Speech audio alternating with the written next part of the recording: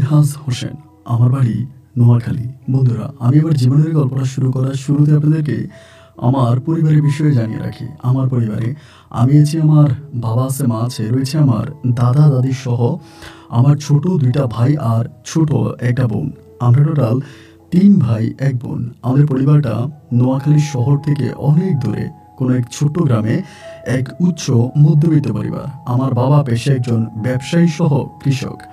ব্যবসায়ী সহ কৃষক বলতে আপনারা হয়তো গ্রামে যারা বসবাস করেন তারা খুব ভালো করেই চিনবেন। গ্রামের জমি চাষাবাদ করার জন্য, মানে জমিতে মাটি খনন করার জন্য যে ধরনের ট্রাকগুলো ব্যবহার করা হয়, যেগুলোকে আমরা লোকালি আমাদের গ্রামের ভাষায় জমি চাষ করার ট্রাক বলে থাকি। তো এই জমি চাষাবাদ করার ওই ট্রাকগুলি আমার বাবা কিনে। আমার আব্বা একটা সময় প্রবাসী ছিলেন এবং বহু বছর প্রবাস থেকে আমার আব্বা ফিরে আসে এবং বিদেশ থেকে এসে পরে আমার আব্বা একটা ট্রাক কিনে এবং ড্রাইভার রাখে। সেই ড্রাইভার আর ট্রাক দিয়ে আমার বাবা ধানি জমি, বিভিন্ন ধরনের জমি আমার আব্বা চাষাবাদ করে, জমির ফসল করার জন্য জমিকে উর্বর করে তোলে, জমিকে খনন করে। এই কাজই আমার আব্বা করতো এবং এটা করে আমার বাবা যে পরিমাণে টাকা পেত তা দিয়ে আমাদের পরিবারটা খুব ভালোভাবেই চলতো। আমার বাবা দীর্ঘদিন প্রবাস থাকা অবস্থায় কিছু টাকা পয়সা ব্যাংক ব্যালেন্সও করে। এরকমভাবে আমার শৈশবের দিনগুলো কাটতে থাকে। ছোটবেলা থেকে আমি প্রচণ্ড রকমের দুষ্টু প্রকৃতির একটা ছেলে ছিলাম। আমি কারো কথা মানতাম না, কারো কথা শুনতাম না। ঠিক যখন যেটা করতে মন চাইতো আমি সেটাই করতাম। আমি ছিলাম একেবারে পরিবারের অবাধ্য একটা দুষ্ট ছেলে। বাট আমি দেখতে শুনতে অনেকটা ভালো ছিলাম। ছোটবেলায় আমার দাদির ইচ্ছা ছিল যে দাদি আমাকে একজন বড় মাপের মাওলানা বানাবে, কারণ আমি দেখতে শুনতে অনেকটা সুন্দর ছিলাম, অনেক হ্যান্ডসাম ছিল আমার চেহারা। এই জন্য দাদি স্বপ্ন দেখেছিল যে আমাকে একজন বড় মাপের মাওলানা বানাবে, যে মাওলানা স্টেজে বসলে পুরো স্টেজ আলোকিত হয়ে উঠবে। এরকমভাবে দাদি আমাকে নিয়ে চিন্তা করে। কিন্তু ছোটবেলা থেকে পড়াশোনার প্রতি আমার কোনোভাবেরই কোনো আগ্রহ ছিল না। পড়াশোনাটাকে আমি খুবভাবে ঘৃণা করতাম এবং আমার মাথায় কোনো পড়াশোনা ঢুকতোই না। আব্বা আমাকে অনেক মাইরা টাইরে স্কুলে পাঠালেও আমি স্কুলে খুব বেশি একটা যেতাম না। এরপরেও পরিবারের চাপে পড়ে আমি স্কুলে নিয়মিত যাতায়াত করতাম, কিন্তু পড়াশোনার প্রতি আমার খুব বেশি একটা আগ্রহ ছিল না। এই করতে করতে আমি যখন এসএসসি পরীক্ষা দিই, এসএসসি পরীক্ষার মুহূর্তে আমি পড়াশোনার প্রতি খুবই দুর্বল ছিলাম এবং এসএসসি পরীক্ষাতে আমি একমাত্র ব্যক্তি যে কিনা 5 সাবজেক্টে ফেল করি। এবং 5 সাবজেক্টে ফেল করার পরে আমার আব্বা লজ্জায় কারোর সামনে মুখ দেখাইতে পারে না। সবাই আমার আব্বারে দেখলে বলে, তোমার ছেলে 5 সাবজেক্টে ফেল করেছে। এবং আমার স্কুলে এতদিন পর্যন্ত অনেক ছেলেরাই পরীক্ষা দিয়েছি, কেউ কোনোদিন 5 সাবজেক্টে ফেল করে নাই। আমি 5 সাবজেক্টে ফেল করি। এই জন্য পরিবারের মানুষ আমাকে একদম সহ্য করতে পারতো না, খুবভাবে আমার সাথে রাগারাগি করতো এবং আমার উপরে আমার বাবা খুব বেশি ক্ষিপ্ত ছিল। এরকম করতে করতে একটা পর্যায়ে আমি পরিবারের কাছ থেকে টাকা পয়সা পেতাম না। আব্বা আমাকে হাত খরচের টাকা দিত না, আমি হাত খরচের টাকা ম্যানেজ করতে পারতাম না। এমন করতে করতে একটা সময় আমি সিদ্ধান্ত নিলাম যে আমি বাড়ি থেকে বেরিয়ে যাব। এবং বাড়ি থেকে বেরিয়ে আমি কোথায় যাব, কি করব, এরকম কোনো কাজের সন্ধান আমি খুঁজে পাচ্ছি না, যে কোথাও কোনো কাজ করতে পারবো কিনা বা এরকম কোনো কাজ আমি পাই না। এমন করতে করতে একদিন হলো কি, আমাদের পার্শ্ববর্তী গ্রামের, মানে আমাদের পার্শ্ববর্তী বাড়ির এক ভাবি, নাম পারুল ভাবি। তো একদিন আমি বললাম কি, খুব মন খারাপ করে বাড়ির সামনে দিয়ে হেঁটে যাচ্ছিলাম। পরে পারুল ভাবি আমাকে দেখে। তো ভাবির সাথে এমনিও মাঝে মাঝে আমার টুকিটাকি একটু একটু কথাবার্তা হতো। মাঝে মাঝে আমি কেমন আছি, ভালো আছি কিনা, এগুলো ভাবি আমাকে জিজ্ঞেস করতো। তো যখন দেখলাম আমি মন খারাপ করে চলে যাচ্ছি, পরে ভাবি আমার ডাক দিয়ে বললো যে, কি ব্যাপার মিনহাজ, তোমার মন খারাপ কেন? আমি বললাম, না ভাবি, এমনি ভালো লাগতেছে না। আব্বু বকাবাধ্য করে, বলে তুমি নাকি এসএসসিতে 5 সাবজেক্টে ফেল করছো। আমি বললাম, হ্যাঁ, এটা তো পুরো বিবিসি নিউজ হয়ে গেছে। এই ছাড়া গ্রামের মানুষের মুখে আর কোনো কথা নাই। আমি 5 সাবজেক্টে ফেল করছি, মনে হয় পৃথিবীতে একমাত্র আমিই ব্যক্তি যে কিনা আমি ফেল করছি, এর আগে কেউ কখনো ফেল করে নাই। ভাবি আমাকে বলে, এর আগেও মানুষ অনেক ফেল করেছে, কিন্তু 5 সাবজেক্টে এরকমভাবে কেউ ফেল করে নাই। কেউ কি বাংলাতে ফেল করে, তুমি নাকি বাংলাতেও ফেল করছো। তার ব্যাকরণ তো অনেক কঠিন, আমি এটা পড়তে পারি না, আমার ভালো লাগে না। তো যাই হোক, ভাবি তখন বলতেছে, আমি বললাম, এটার জন্য আমাকে ডাকছেন? পরে বলে, না মিনহাজ, আমি তো জানি তোমার হাত খরচের টাকা নাই, তোমার আমি হাত খরচের টাকা দিব যদি আমার একটা উপকার করে দাও। আমাকে এটা বললো। পরে আমি বললাম যে, উপকার? তা কি উপকার আমারে বলেন তো। পরে আমার বলতেছে, আমি তোমার কিছু জিনিস দিব, সন্ধ্যার পরে, মাগরিবের পরে তুমি এই জিনিসগুলো আমার বাপের বাড়িতে দিয়ে আসবা। ভাবি আমারে বলতেছে।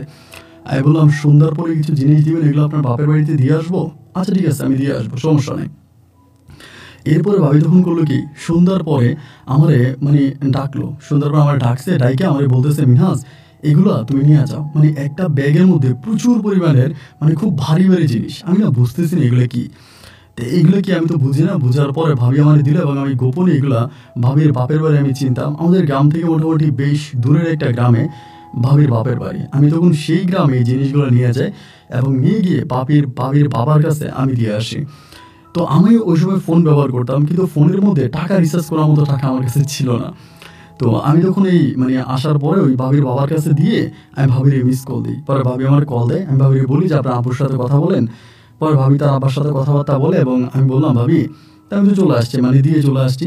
এখন রাত্রে 12:30টার দিকে ভাবি আমার ফোন দিছে। ফোন দিয়ে আমার বলে যে মিনহাজ, তুমি তো আমার এত বড় একটা উপকার করলা, তা আমি তোমার কিছু দিব, এটা আমার বলতেছে। আমি বললাম না ভাবি, আমার কোনো কিছু দেওয়া লাগবে না। পরে আমার বলে তুমি কালকে সকাল আমার সাথে একটু দেখা করো। তো এই বলার পরে এর পরের দিন সকালবেলা আমি ভাবির সাথে দেখা করলাম। দেখা করার পরে ভাবি আমার 500 টাকার একটা নোট দিল।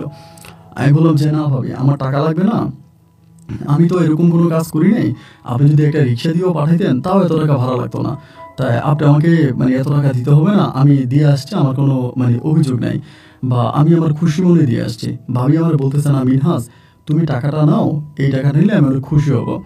আমি নিতে চাই না। একরকম ভাবি আমারে জোরাজুরি করে আমার টাকাটা আমার পকেটে ঢুকিয়ে দিল।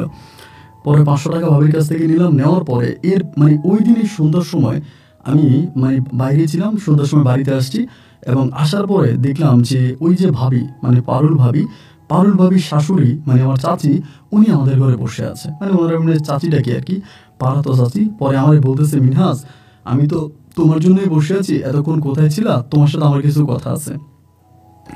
পরে আমি বললাম কি কথা আমারে বলেন। পরে ওনাকে সাইডে ডাক নিল। ডাক দিয়ে নাকি বলতেছে মিনহাজ, তোমারই মনে বিশ্বাস করি, তুমি আমাদের এলাকার ভালো ছেলে, তা তুমি না আমার কাছে মিথ্যা কথা বললো না, আমার কাছে একটা সত্য কথা বলো। পরে আমি বললাম যে চাচি আপনি আমারে বলেন, সমস্যা নাই, আমি মিথ্যা বলবো কেন, যেটা জানি সেটাই বলবো। পরে আমারে বলতেছে আমার বৌমা কি গোপনে তোমার কিছু দিছে তার বাপের বাড়িতে দিয়ে আসার জন্য। আমি তো ভাই তখন চুপ হয়ে গেছি, কি রে ভাবি তো আসলেই আমারে দিছে তার বাপের বাড়িতে দিয়ে আসার জন্য, এখন এইটা ভাবি শাশুড়ি জানলো কেমন করে। আমি কোনো কিছু বলি না, নিচের দিকে তাকিয়ে আছি। পর আমার বলতেছে মিনহাজ, তুমি আমার দিকে তাকাইয়া আমার সত্য করে বলো, আমার বৌমা কি তোমাকে কিছু দিয়েছিল তার বাপের বাড়িতে দিয়ে আসার জন্য। আমি তখন বললাম যে চাচি আপনি এগুলো কেন জিজ্ঞেস করতেছেন, তা আপনি কি আপনার ছেলের বউরে জিজ্ঞেস করেন নাই। বলে না, আমি তোমারে জিজ্ঞেস করতেছি, আমার দৃঢ় বিশ্বাস যে তুমি আমার কাছে সত্য কথা বলবা। আমার কাছে সত্য করে বলো তো, আমার বৌমা তোমাকে কিছু দিয়েছিল তার বাপের বাড়িতে দেওয়ার জন্য। আমি কিছুই বলতেছি না, কারণ আমি বলবো কি, কারণ আমি তো আর ভাবির বিপক্ষে গিয়ে কথা বলতে পারবো না। আমি তখন একদম চুপচাপ আছি। পরে আমার বলে মিনহাজ সত্য কথা বলো। এবং এমন সময় ভাবি আমার নাম্বারে কল দিতেছে। আমার মোবাইলটা সাইলেন্ট করা অবস্থায় ছিল এবং কল দিতেছে আমি বুঝতেছি, এবং মোবাইল ফোনটা বের করে দেখলাম যে ভাবির কল। পরে আমি বললাম চাচি আপনি ঘরে বসেন, আমার একটা কল আসছে, আমি একটু কথা বলে এসে আপনার বলতেছি। এটা বুঝলে তখন আমি কথা বলার জন্য পুকুর পাড়ে গেলাম এবং যাওয়ার পরে কলটা রিসিভ করছি। রিসিভ করার পরে ভাবি আমার বলতেছে মিনহাজ, আমার শাশুড়ি কি তোমাদের এখানে আসছে। আমি বললাম হ্যাঁ, আপনার শাশুড়ি তো আমাদের এখানে আসছে এবং এসে আমাকে এরকম জিজ্ঞেস করতেছে। ভাবি আমার বলে মিনহাজ খবরদার, তুমি কিন্তু একবারও আমার শাশুড়ির কাছে বলবো না যে আমি তোমাকে টাকা দিয়েছি বা আমি তোমাকে এই জিনিসপত্র দিয়েছি, তুমি আমার এগুলো আমার বাপের বাড়িতে দিয়ে আসছো। পরে আমি বললাম কেন ভাবি, আপনি কি চুরি করে কোনো কিছু দিচ্ছেন। আমার বলে না মিনহাজ খবরদার, যদি এটা বলো তাহলে আমার সংসারটা ভেঙে যাবে। আমি বললাম আচ্ছা ঠিক আছে ভাবি, আমি বলবো না। পরে এখান থেকে আসার পরে আমার উনি জিজ্ঞেস করতেছে, মানে চাচি আমার আবারও জিজ্ঞেস করে যে মিনহাজ কি হয়েছে। আমি বললাম না চাচি, আমার কাছে আপনার বউ কোনো কিছু দেয়নি। আমার বলে মিনহাজ তুমি মিথ্যা কথা বললে না, তোমার এই মাত্র কে ফোন দিছে। আমি বললাম না, আমার একটা ক্লাসমেট আমার ফোন দিছে, আমার বন্ধু, আর ভাবি আমার কোনো কিছু দেয়নি। এইভাবে আমি তখন বিষয়টাকে স্কিপ করে যাই, মানে ভাবির কাছে আমি চাচির কাছে সত্যটা স্বীকার করি না। এবার স্বীকার না করার পরে এরপরে ধরেন মাঝে মাঝে আমার যখনই টাকার দরকার হইতো, মানে পকেটে টাকা থাকতো না, আমি ভাবিরে ফোন দিতাম, পারুল ভাবিরে, ভাবি আমার কাছে টাকা না করে টাকা দাও। তো ভাবি আমার টাকা দিত। সত্যি কথা বলতে আমার পরিবার আমাকে টাকা দিত না, আমার মা বাবা কেউ আমাকে টাকা দিত না, কিন্তু ভাবি আমারে গোপনে গোপনে টাকা দিত। এবং ভাবির কাছ থেকে গোপনে গোপনে টাকা নিয়ে আমার সময়গুলো খুব ভালোই কাটতেছে। এরকম করে মাঝে মাঝে ভাবি আমার রাতের বেলা ফোন দেয়, মিনহাজ কি করো, ভালো আছো কিনা, চোখে ঘুম আসতেছে না, এইটা ওইটা নিয়ে অনেকক্ষণ আমার সাথে ভাবি কথা বলে। এবং আমিও ভাবির সাথে এরকম ফাঁকে ফাঁকে রাতের বেলায় কথা বলি। তো উঠতি বয়সী একটা ছেলে, আবার ভাবির হাজবেন্ড হচ্ছে বিদেশে থাকে, তো সেজন্য ভাবির সাথে কথা বলতে বলতে একটা পর্যায়ে আমি মোটামুটি ভাবির প্রতি অনেকটা দুর্বল হয়ে যাই। ভাবির প্রতি অনেকটা দুর্বল হয়ে যায়। সবসময় ভাবির সাথে ফোনে কথা বলি এবং ভাবি আমার সাথে কথা বলে, এবং এরকম করতে করতে আমার আমার ভিতরে কেন জানি কেমন করে জানি মনে হচ্ছে যে এক ধরনের একটা খারাপ নেশা আমার মাঝে কাজ করতেছে, ভাবির প্রতি একটা খারাপ নেশা কাজ করতেছে, এবং ভাবির এটা আমি বুঝতে দিই না। রাতের বেলায় অমনে অমনে অনেকভাবে কথা বলি, এবং কথা বলতে বলতে একদিন হঠাৎ করে কথায় কথায় ভাবির আমি বলে ফেলি যে এমন এমন ঘটনা ভাবি, আমি রাতের বেলা আপনার ঘরে আসবো। তো কথাটা বলা মাত্রই ভাবি মনে হয় খুব রেগে যায়, একটু রাগান্বিত হয়ে যায়, এবং রাগান্বিত হয়ে আমার বলতেছে, মিনহাস আমি তো তোমার ভালো ছেলে মনে করতাম, এবং ভালো ছেলে মনে করে আমি তোমার সাথে কথা বলতাম, বাট তোমার যে চরিত্র খারাপ এটা তো ভাই আমার জানা ছিল না। এইটা বলে ভাবি তখন ফোনটা কেটে দেয়, এবং ফোনটা কেটে দেওয়ার সময় আমাকে বলে যে তুমি এয়ারপোর্ট থেকে আমার আর কোনো কল দিবে না, আমি তোমার সাথে কথা বলবো না। পরে আমি ভাবিরে ফোন করি, এরপরে আর ভাবি আমার ফোন ধরে না। প্রায় 5 দিন 6 দিন হয়ে গেছে। আমিও মনে মনে আফসোস করি যে কী ব্যাপার, ভাবি আমার ফোন ধরে না কেন। আমি না হয় দুষ্টামি করে একটা কথা বলেই ফেলছি, তাই বলে উনি এরকমটা করতে পারে, উনি আমার ফোনে ধরে না। রাস্তাঘাটে যদি ওনার সাথে আমার দেখাও হয়, এবং দেখা হইলেও উনি আমাকে বলে যে খবরদার মিনহাস তুমি আমার সাথে কথা বললো না। বিষয়টাতে উনি খুব বেশি মাইন্ড করে, আমি যে কথাটা বলি এটা তার অনেক মাইন্ডে লেগে যায়। এবং এরকম করতে করতে একটা পর্যায়ে আমার মাথায় হঠাৎ করে আইডিয়া আসছে, আরে ভাবি যদি আমার সাথে কথাই না বলে এবং আমাকে আগের মতো করে টাকাও দেয় না, তা আর ভাবির সাথে আর কথা লুকোচুরি করে লাভ কি। এক পর্যায়ে আমি সিদ্ধান্ত নিলাম যে আমি ভাবিরে বলে দিব, ভাবি আপনি যদি আমার সাথে কথা না বলেন বা আমার টাকা পয়সা না দেন, আমি আপনার শাশুড়ির কাছে বলে দিব যে আপনি এরকম ব্যাগ ভর্তি অনেকগুলো জিনিস আপনি আপনার বাপের বাড়িতে পাঠাইছেন আমার মাধ্যমে। এই সিদ্ধান্ত নিলাম। একদিন সন্ধ্যার সময় ভাবি হচ্ছে পুকুর পাড়ের মধ্যে আপনার হাঁড়ি বাতিল ধুইতেছে। তো পুকুর পাড়ের সাথে হচ্ছে রাস্তা আছে, আমি সাইকেল দিয়ে ওই রাস্তা দিয়ে যাচ্ছিলাম, দেখলাম ভাবি হাঁড়ি বাতিল ধোয়। এই মুহূর্তে আমি তখন সাইকেল থেকে নেমে ঘাটের ওখানে গেছি। ঘাটের ওখানে গিয়া বলতেছি, ও ভাবি কেমন আছেন। পরে আমার বলে, মিনহাস তুমি আমার সাথে কথা বললো না। আমি বললাম, ভাবি আজকে আপনার সাথে আমার শেষ কথা, এরপরে আমি আর আপনার সাথে কথা বলবো না। পরে আমার বলে, মানি? আমি বললাম, হ্যাঁ, আর কখনোই আপনাকে ফোন দিব না, আর আপনাকে বিরক্ত করবো না। আমি এখন আপনার সাথে কথা শেষ করে আপনার শাশুড়ির কাছে যাব, এবং আপনার শাশুড়ির কাছে গিয়ে বলবো যে আপনি ওই দিন ব্যাগ ভর্তি অনেকগুলো মাল আমার দিয়ে আপনার বাপের বাড়িতে পাঠাইছেন। পরে আমার বলে, মিনহাস খবরদার এরকম কোনো কাজ করো না যেটা করলে আমার সংসার ভেঙে যাবে। আমি বলি, আপনার সংসার ভেঙে যাবে তাতে আমার কি, আমার তো কোনো কিছু যায় আসে না। আপনি যে আমার দিয়ে পাঠাইছেন এটা তো আর মিথ্যা কথা না, আমি তো মিথ্যা বলতেছি না। আমাকে বলতেছে, মিনহাস আমি তোমার দুইটা পায়ে ধরি, তুমি আমার এরকম ক্ষতি করো না। আচ্ছা তুমি এখন এখান থেকে যাও, আমার শাশুড়ি দেখলে মাইন্ড করে ফেলবে। এমনি আমার শাশুড়ি তোমাকে আর আমাকে নিয়ে অনেকটা মাইন্ড করে যে ভাবে আমি তোমাকে নিয়ে এটা ওইটা পাচার করি। আচ্ছা যাই হোক মিনহাস তুমি এখন যাও, আমি তোমার রাতে ফোন দিব। আমি বললাম, রাতে আপনি আমার ফোন দিতে হবে না, আমি আপনার ফোন করব। এই বলে রাত 10টার দিকে আমি খাওয়া দাওয়া শেষ করে আমাদের ঘাটে এসে ভাবির তখন কল দিলাম, এবং একটা কল দেওয়া মাত্রই ভাবি আমার কলটা রিসিভ করে ফেলছে। তো কলটা রিসিভ করার পরে আমি বললাম, ভাবি কি অবস্থা? আমার বলে, ভালো। মিনহাস তুমি এটা আমাকে কি বললা, তুমি কিভাবে আমাকে এই কথাটা বলতে পারলা? তোমার প্রতি আমার অন্যরকম বিশ্বাস ছিল, আমি তোমাকে অনেক বিশ্বাস করতাম। আমার কাছে মনে হতো যে তোমার মতো ভালো ছেলে এই পাড়াতে আর একটাও নাই, বাট তুমি আমাকে এটা কি বললা, আমি তোমাকে বিশ্বাস করছি। পরে আমি বললাম, ভাবি আমি তো খারাপ কিছু বলি নাই, আপনি আমাকে দিয়ে আকাম করাইতে পারবেন, আমাকে দিয়ে খারাপ কাজ করাইতে পারবেন, তা আমি আমার কোনো চাহিদা থাকলে আপনি পূরণ করবেন না? ভাবি আমার বলে, তাই বলে তোমার এই চাহিদা, এটা কেমন কথা? আমি বললাম, ভাবি আমার কথা সোজা, আজকে রাতে হয় আপনি আপনার ঘরে আমার আসতে দিবেন, কালকে সকালে আমি আপনার শাশুড়ির কাছে সব কথা বলে ফেলবো। ভাবি আমার বলে, মিনহাস এরকম কোনো কিছু করো না, আমি তোমার বড় বোনের মতো। আমি বললাম, না আপনি আমার বড় বোন হতে যাবেন কেন, আপনি আমার ভাইয়ের বউ। এরকম করতে করতে ভাবি আমার বলে, তুমি যদি আমার ঘরে আসো, এরপর যদি তুমি এটা মহল্লা লোকদেরকে বলে দাও, পাড়ার লোকদেরকে বলে দাও। আমি বললাম, আমার মাথা খারাপ, আমি পাড়ার মানুষদেরকে কেন বলতে যাবো, আমার বলার কোনো দরকার আছে? ভাবি আমার বলে, ঠিক আছে, যদি কাউরে না বলো তাহলে আসতে পারো। তো আসবা যে আমার ঘরের পিছনে আইসা তুমি জানালায় একটা নক করো, এরপর আমি সামনে দিয়ে দরজা খুলবো। তো ভাবি আলাদা একটা রুমে থাকতো, আমি তখন ভাবির যে রুমে থাকতো ওইটা জানতাম। রুমের পিছনে গিয়ে জানালা নক করার পরে ভাবি তখন সামনে দিয়ে এসে দরজা খোলে, এবং দরজা খোলার পরে ভাবি অনেক সাজুগুজু করে থাকে। আমি না খুব অবাক হয়ে গেলাম যে আমি জোর জবরদস্তি করে ওনার সাথে এগুলো করতে গেলাম, আর উনি নিজে একদম সেজে গুজে সেজে বসে আছে। এবং ওই অবস্থায় ভাবির সাথে যেটা হওয়ার সেটা আমার হলো, এবং আমি তখন বাসা থেকে বেরিয়ে যাব। ভাবি আমার বলতেছে, পায়ে ধরে বলতেছে, মিনহাস খবরদার তুমি কিন্তু এই কথা কাউকে বইলো না, কাউকে জানাও না। আমি বললাম, না ভাবি আমি এগুলো কাউকে বলবো না, আমার কাউকে জানানোর দরকার আছে? এমন করে আমি ভাবির কাছে যাইতাম আসতাম, মাঝে মাঝে যখনই সময় পাইতাম তখনই যাইতাম, এবং এরকম যাতায়াত যাওয়া আসার মধ্যে ছিলাম। মানে এমন করে আমার সময়গুলো কাটতেছে। তখন আমি এই ভাবিরে ছাড়া আর কোনো কিছুই বুঝতাম না। এরকম করে ১ দিন, ২ দিন, ৩ দিন করতে, করতে প্রায় ৪-৫ মাসের মতো আমি ভাবির সাথে এই ধরনের কাজে লিপ্ত হই এবং ৪-৫ মাস পরে একদিন রাতে হঠাৎ করে ভাবির ঘরে থাকা অবস্থায় ভাবির শাশুড়ি এসে ভাবির দরজার মধ্যে ডাকতে শুরু করে। ওই সময় কিন্তু আমি ভাবির সাথে ভাবির রুমের মধ্যেই এবং ওই রুম থেকে দরজা ছাড়া বের হওয়ার আর কোনো জায়গা নাই। তো আমি তখন ভাবির মা বুঝে ফেলে, মানে চাচি বুঝে ফেলে যে আমি রুমের মধ্যে ঢুকছি। মনে হয় সেদিন আমার চাচি পাহারা বসাইছে। মানে আমার একটা ধারণা আর কি, মনে হয় চাচি পাহারা বসাইছে এবং চাচি বুঝে ফেলছে যে আমি ঘরের মধ্যে আছি। চাচি দরজা সে সামনে যেয়ে বলতেছে, জোরে জোরে বলতেছে, ওই পারুল দরজা খোল, দরজা খোল। এবার তো আমার বুকের ভিতরে কাঁপুনি চলে গেছে। আমার আব্বা যদি কোনোভাবে জানতে পারে, তাহলে আমার আব্বা যেই পরিমাণে রাগী মানুষ, আমার তো আর বাঁচতে রাখবে না। মানে আব্বা তো আমার পুরো মেরে ফেলবে। আমি তো আর বাঁচতে পারবো না। পরে আমি কান্নাকাটি করতেছি। একটা সময় সিদ্ধান্ত নিলাম যে চাচির দরজাটা খুলে দিলেই আমি বেরোবো এবং বের হইয়া চাচিরে ধাক্কা দিয়ে আমি চলে যাবো।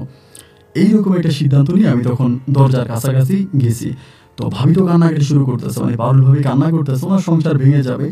এরপর থেকে তো মনে করেন একটা মানে প্রবাসীর বউ ভাই তো আর ভাবিরা ডাকবে না। পরে আমি দরজাটা খুলে বের হবো, মানে দৌড় দিব, এই অবস্থার ভিতরে আমাদের এলাকার প্রায় ৫-৬টা ছেলে চাচির সাথে, মানে তারা পুরো গ্রুপিং করে সিদ্ধান্ত করে আমার এখানে এসে ধরে ফেলছে এবং মুহূর্তের মধ্যে আমাকে তারা সবাই আমার হাতে পায়ে ধরে ফেলে এবং আমার হাতে পায়ে গলায় এমনভাবে চেপে ধরে আমি আর ওখান থেকে যেতে পারি না এবং নিয়ে হচ্ছে বাবির ঘরের দরজার সামনে আমার বেঁধে ফেলে, মানে ঘরের দরজার সামনে বাঁধে এবং মুহূর্তের মধ্যে ওই জায়গাটা একটা রণক্ষেত্রের সৃষ্টি হয়। এলাকার সমস্ত লোকজন আসে এবং লোকজন আসার পরে আবার এখানে একটা বিষয় বলে রাখা ভালো, যে পারুল ভাবির একটা মেয়েও ছিল। তো মেয়েটা একটু সমস্যা ছিল, মানে ভাবির বিয়ে হয়েছে অনেক বছর, প্রথমে একটা মেয়ে হয়, এরপরে ভাই দীর্ঘ বছর দেশে আসে না। ভাবি তার মেয়েটাকে তার বাপের বাড়িতে দিয়ে রাখে। মানে তার বাপের বাড়িতে কেন দিয়ে রাখে এটা আমি জানি না, এদের পারিবারিক কোনো সমস্যা হতে পারে।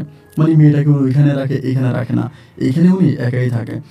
পরে ওই মুহূর্তটা হওয়ার পরে দেন আমাকে ওইখানে তখন বাইরে ফেলে এবং বেঁধে ফেলে রাতের বেলা আমার আব্বার খবর দেওয়া হয় এবং খবর দিলে পরে আমার আব্বা রাতের বেলায় আসে না, আমার আব্বা সকালে ভোরে ভোরে আসে এবং আব্বা আসার পর দেখে যে আমার এই জায়গার মধ্যে বেঁধে রাখছে।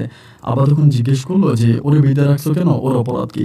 তখন সবাই বলে গতকালকে রাতে এমন ফারুল ভাবির সাথে ওরে ধরছি, আমরা সবাই মিলে ধরছি এবং ধরার পরে আইনকে এভাবে বেঁধে রাখছি। পরে আমার আব্বা পারুল ভাবির মায়ের সাথে, মানে আমার চাচির সাথে কথা বলে, ওনার শাশুড়ির সাথে কথা বলে। পরে ওনার শাশুড়ি বলতেছে, আমার আব্বা বলে এভাবে যে ছেলেটারে ধরলেন, ধুইরা তারে রাস্তার, মানে তারে বাড়ির সামনে বাইরে রাখলেন, এতে কি আপনার বউর মান সম্মান ভালো না কমলো? এটা আপনি কেন করলেন? তাই ভাবির মা বলতেছে, মানে ভাবির শাশুড়ি বলতেছে যে আমিও চাই না এরকম বজ্জাত বউ আমার পরিবারে থাকুক, যে কিনা আমার পরিবারের মালামাল চুরি করে তোর ছেলের দিয়া সে তার বাপের বাড়িতে পাঠায় এবং তোর ছেলের সাথে এরকম অবৈধ সম্পর্ক করে। এরকম বউ আমার ঘরে থাকার দরকার নেই, আমি এই বউকে ঘর থেকে এমনিও বের করে দিব। আমার আব্বা বললো যে ঠিক আছে, আমার ছেলেরে ছেড়ে দেন, যা হওয়ার তা তো হয়েছে, আপনার বউয়েরও দোষ আছে। উনি বলে যে না, আরে চেয়ারম্যান মেম্বার জানবে সকালবেলা 10টা বাজে এরা সবাই আসবে বলছে, এখন 10টা বাজে আসার পরে আপনার ছেলেরে ছাড়বো না থানায় দিব, এটা পরে সিদ্ধান্ত নিব। আমার আব্বা বললো দেখেন, এটা পারিবারিক একটা বিষয়, এই বিষয়টা নিয়ে চেয়ারম্যান মেম্বারকে ডাকার দরকার নাই, আমার ছেলেটারে এমনিই ছেড়ে দেন, আমি ছেলেটারে নিয়ে যাই, ও যা অন্যায় করছে, যেটা অপরাধ করছে, এটা শাস্তি আমি দিব। আমার আব্বা বলে যে না, মানে ওনার শাশুড়ি বলতেছে না, এটা 10 জনে মিলিয়ে ভাঙবে এবং 9টার দিকে আস্তে আস্তে করে আমি তখন আমাকে বেঁধে রাখছে, আস্তে আস্তে করে চেয়ারম্যান মেম্বার সহ অন্য লোকেরা তখন এখানে উপস্থিত হয়েছে। এরই মাঝে মনে হয় আমি একটা জন্তু জানোয়ার, মানে সিরিয়াখানার কোনো একটা প্রাণী, আমাকে এমনভাবে দূর দূরান্ত থেকে গ্রামের মানুষরা দেখতে আসে। আমার লুঙ্গি পরা অবস্থায় একদম খালি গিয়ে আমাকে বেঁধে রাখে। পরে গ্রামের যখন সর্দার কাদবাড়ি লোকেরা আসে, পরে আমার হাতের বাঁধন খোলা হয়। হাতের বাঁধন খুললে পরে আমার জিজ্ঞেস করা হয় যে মিনহাজ কি হয়েছে বল, আমারে বলে। পরে আমি বললাম যে আমি কোনো কিছু বলি না, প্রথমে আমি একটু বলতে চাইছিলাম, পরে আমি চিন্তা করলাম আমার বলবো, আমি তো হাতে নাতে ধরা খেয়েছি। পরে ওনার শাশুড়িকে, মানে পারুল ভাবি শাশুড়ি জিজ্ঞেস করা হয়, শাশুড়ি তখন এইভাবে খুলে বলার পর আমার আম্মা তখন লাভ দিয়েটা বলতেছে, আমার ছেলে এত খারাপ না, তোমার ছেলের বউ আমার ছেলের খারাপ বানাইছে, তোমার ছেলের বউ গোপনে গোপনে আমার ছেলের ফোন দেয় এবং ফোন করে করে আমার ছেলের খারাপ বানাইছে। মেম্বার তখন এটা বলতেছে, খারাপ দুইজনেই, একজনে খারাপ না, দুজনেই খারাপ। তো মিনহাজের বিচার আমরা পরে করবো, মিনহাজ যেহেতু আমাদের এলাকার ছেলে, ওর বিচার আমরা করতে পারবো। এখন প্রথমে এটা চিন্তা করেন যে পারুলের বিচার কি হবে। আমরা পারুলের কি বিচার করব। মুহূর্তের মধ্যে পারুল ভাবি শাশুড়ি তখন বলতেছে যে এই বউমারে আমি রাখবো না, এই বউ আমার দরকার নেই, এই বউরে আমি গ্রাম থেকে বের করে দিব। আপনারা এই বউরে আমার গ্রাম থেকে নিয়ে যান, আমার বাড়ি থেকে নিয়ে যান, জুতার মালা গলায় দিয়ে তার এই বাড়ি থেকে বের করেন। মেম্বার সাহেব বললো, বিয়ে তো আর আপনি করেন নাই, বিয়ে করছে আপনার ছেলে। তা আপনার ছেলে যেহেতু সৌদি আরবে আছে, আপনার ছেলের ফোন দেন, আমরা আপনার ছেলের সাথে কথা বলি, ছেলের সাথে কথাবার্তা বললে আমরা বুঝতে পারবো। পরে তখন এলাকার লোকজন, এরই মাঝে পারুল ভাবির মানে আমার ওই ভাই কিন্তু জেনে যায়, মানে বাবির হাজব্যান্ড কিন্তু জেনে যায় ঘটনাটা। এরপরেও মেম্বার তখন ফোন করে, তো মানে চাচি তখন ফোন করার পরে মেম্বারের সাথে কথা বলাই দেয়। মেম্বার এই সমস্ত ঘটনাগুলো ভাইরে জানায় যে তুমি কি জানো যে তোমার বউ এরকম ভাবে ধরা খাইছে এবং এলাকার লোকেরা তোমার বউরে ধরছে, এখন এটার কি বিচার হবে বা এটার কি করব, তুমি তো বিদেশে আছো, যেহেতু তোমার বউ, এখন তুমি আমাদেরকে সিদ্ধান্ত দাও যে আমরা কি করব। ভাই তখন বিদেশ থেকে কান্না করতেছে, মানে ওনার কান্নার শব্দ শোনা আছে, ফোনে লাউড স্পিকার দেওয়া, সবাই তো তখন এখানে বসে আছে, ভাই কান্না করতেছে। পরে সবাই বলতেছে আপনি কান্না করেন না, কান্না না করে আপনি বলেন যে কি করা যায়, এটা তো একটা সিদ্ধান্ত নিতে হবে, এরকম ভাবে তো আসলে কাটতে পারে না। এখন এই যে ছেলেটা এরকম একটা ঘটনা ঘটাইলো এবং আপনার বউ এর সাথে জড়িত, এটার কি করবেন। পরে তিনি কান্না করতে করতে বলে, মিনহাজ যেটা করছে আপনারা মিনহাজের শাস্তি মিনহাজরে দেন, আর আমার বউরে মানে তার বাপের বাড়িতে পাঠিয়ে দেন।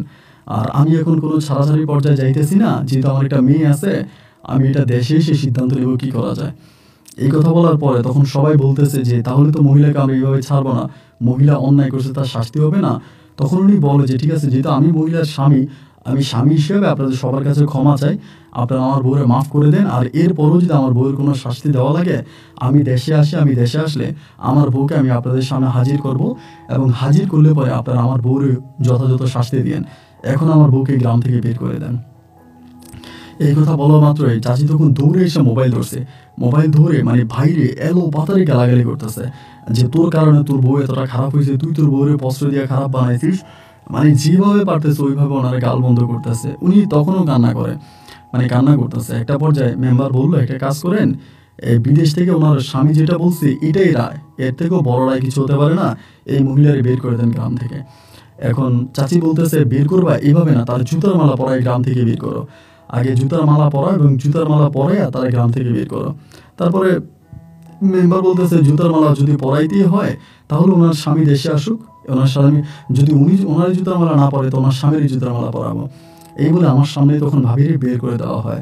বের করে দেওয়ার পরে তখন বলা হয়, মানে চেয়ারম্যান মেম্বার তখন আমার আব্বারে বলতেছে যে মিনহাজের বাপ, এখন আপনি বলেন আপনার ছেলের কি করা উচিত।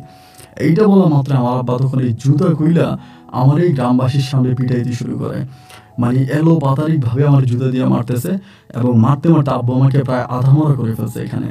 এবার সবাই সে আব্বারে ধরার পরে আমার গালে মানে মুখে দিয়ে রক্ত পর্যন্ত বেরিয়ে যায়, এইভাবে আব্বা আমারে মারে। এবং মারার পরে সবাই বলে আচ্ছা ঠিক আছে আপনার ছেলেরা আপনি নিয়ে যান এবং সতর্ক করেন যাতে ভবিষ্যতে আর কখনো এই ধরনের পাপে মানে লিপ্ত না হয়। পরে আব্বা আমার বাড়িতে আনছে, বাড়িতে আইনে তো আমার অবস্থা তখন এতটাই খারাপ রে ভাই, আমি তো আর কারোর সামনে মুখ দেখাইতে পারি না, কারোর সামনে কথা বলতে পারি না, কারোর সামনে যেতে পারি না, আমার ইজ্জত সম্মান যতটুকু ছিল সবই তো ধূলিসাৎ হয়ে গেছে। আমি তখন বাড়িতে আসছি, খাওয়া দাওয়া করতেছি, চলা বাড়ি থেকে খুব বেশি একটা বের হই না। এর কয়েকদিন পরে আমার আব্বা বলে পাসপোর্ট কর, তোর বিদেশ পাঠিয়ে দিব। তাই আমি বললাম যে বিদেশ যাবো না, মানে আমার বিদেশ যেতে ইচ্ছে করে না। আব্বা আমার বলে পাসপোর্ট কর, তোর আমি বিদেশ পাঠাবো। এরপরে আব্বা আমার জোর করে পাসপোর্ট করাইলো, এবং পাসপোর্ট করানোর পরে আব্বা আমার কাতার পাঠিয়ে দিবে, মানে আব্বার কোন পরিচিত বন্ধু আছে, আগে আব্বার সাথে হচ্ছে মানে একসাথে বিদেশে থাকতে, এখন কাতার আছে, ওই লোকের কাছে আমার আব্বা তখন আমার পাসপোর্ট জমা দিছে। তাই পাসপোর্ট জমা দিছে এবং আস্তে আস্তে করে আমিও বের হইতেছি, ভিসা হবে।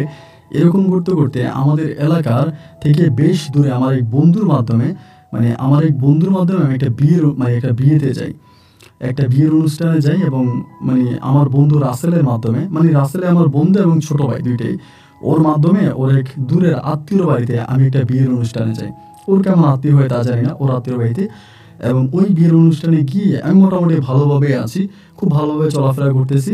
তো আমরা যেদিন যাই তার পরের দিন হচ্ছে বিয়ে, এবং ওই দিন গায়ে হলুদের অনুষ্ঠান।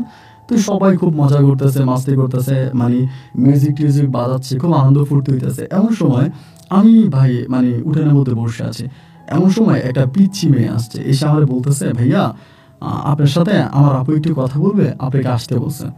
পরে আমি বললাম যে আপু কোন আপু, আমি তো চিনি না, বলে একটু এদিকে আসেন। পরে আমাকে এখান থেকে ডাইকা আনে, আমি যাচ্ছি, রাসেলকে বললাম ছোট ভাই রাসেল আমার তো ডাকতেছে, আমি কি যাবো? বলে হ্যাঁ যদি বেআইন ডাকে তাহলে তো যাওয়াই লাগবো, জানা। পরে আমি গেছি, গিয়ে দেখি মানে শ্যামবরণ একটা মেয়ে, শ্যামলা করে, বাট অনেক মানে শ্যামলা করলেও মুখের ফেস কাটে অনেক সুন্দর, এমনি অনেক লম্বা আছে। আমারে বলতেছে যে ভাইয়া ভালো আছেন, এমন করেই বলে।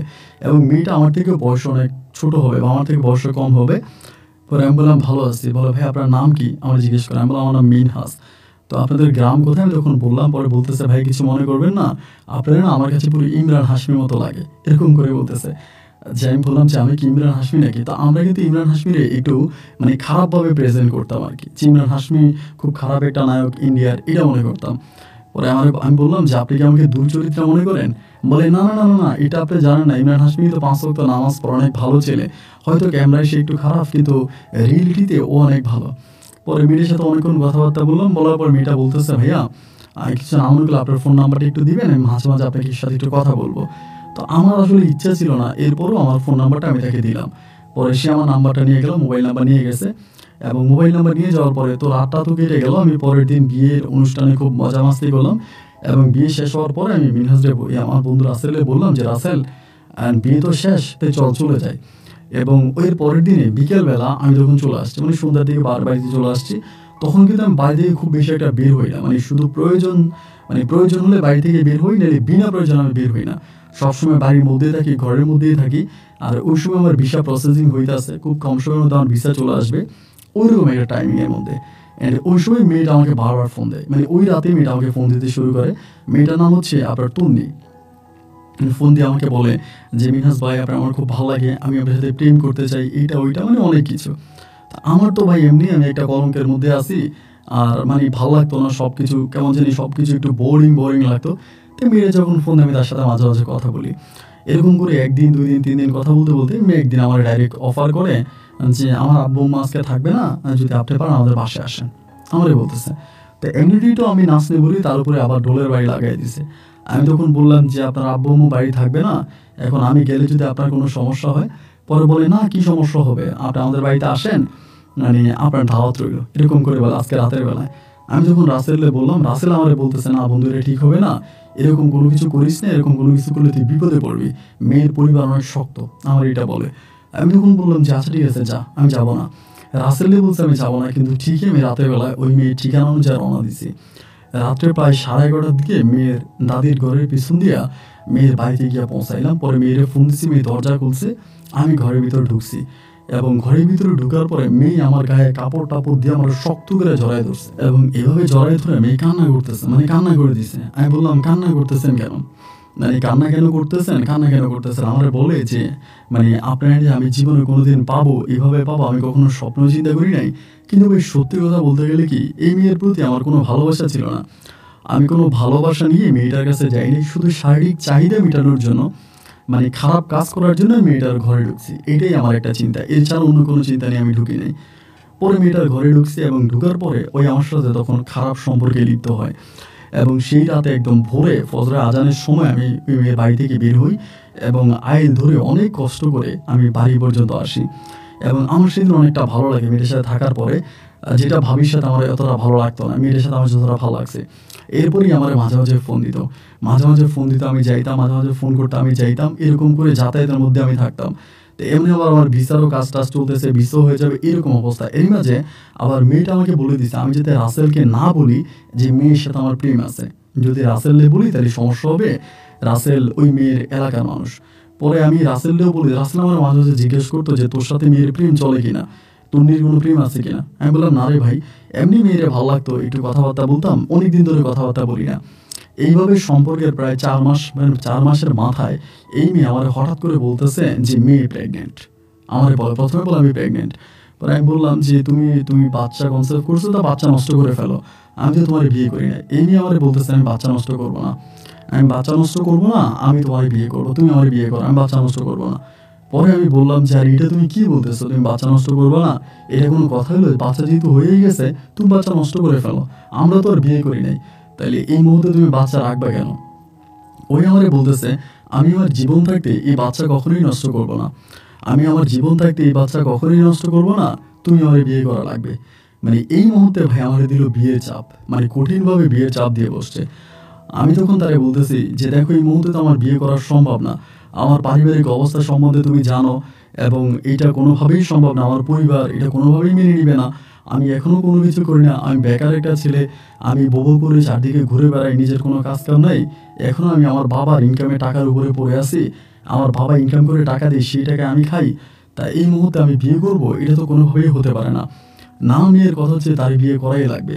ওই আমারে বলতেছে তুমি আমার বিয়ে করাই লাগবে, তুমি যদি বিয়ে না করো আমি ফাঁসি দিব, আমি বিষ খাবো, এমন করে আমাকে ধমকাধমকি করতেছে। কিন্তু আমি তো ওরে কখনোই ভালোবাসিনি, আমি তো কোনোভাবেই মেয়ের বিয়ে করবো না। এখন আমি বিয়ে করবো না বলতেছি, কিন্তু মেয়ে তো আর মানতেছে না। ওর মতো করে আমাকে প্রেশার দিয়েই যাচ্ছে, 1 দিন 2 দিন 3 দিন 4 দিন, এবং এমন করতে করতে একটা পর্যায়ে আমি করলাম কি, আমার মোবাইল ফোনটাই বন্ধ করে দিলাম। দূর হচ্ছে, আমি তো এই মেয়ের বিয়ে করবো না, এই মরক বাসক আর যাই হোক আমি ওর ফোন ধরবো না। এইভাবে আমি 3 দিন পর্যন্ত তার ফোন রিসিভ করিনি। তো 3 দিন পর একদিন বিকেলবেলা আমাদের রাস্তার ধারে মানে পোলাপাইন ফুটবল খেলে, আমি ওগুলোর সাথে ফুটবল খেলতেছি, মানে রাস্তার ধারে ফুটবল খেলতেছি। তো আমি তো ফুটবল খেলতেছি, আমার মাথায় তো কোনো কিছু নেই। এটা আবার মানে মেয়ের সাথে রিলেশন হওয়ার প্রায় 8-9 মাস পরের কথা আমি বলতেছি। মানে ওই বাচ্চা কনসেপ্ট করার কিছুদিন পরের ঘটনা আর কি। মানে প্রথমে একটা বাচ্চা ইয়ে করছিল, ওইটা নষ্ট করে, এবং সেকেন্ড বাচ্চার কথা আমি বলতেছি। মানে সেকেন্ডে আবারও বেবি কনসেপ্ট করার পরেটা বলছি, এখানে অনেক কাহিনী হয়ে যায়, বলতে গেলে অনেকটা লম্বা হয়ে যায়, জন্য একটু শর্ট করে বলি, কারণ সামনে আরও অনেক ঘটনা আছে। এরপরে ওই কী করে কি, ওইখানে মানে আমি মানে ফুটবল খেলতেছি, এমন সময় একটা ছেলে আসে। একটা ছেলে আসার পরে ওই ছেলেটারে মানে একটা ছেলে এসে আমরা বলতেছে যে মিনহাস ভাই আপনার ওই মেয়েটা খুঁজতেছে। আমি এটা বোরকা পরা অবস্থায় পরে আমি বললাম কি রে আমারে খুঁজতেছে, হিজাব পরা?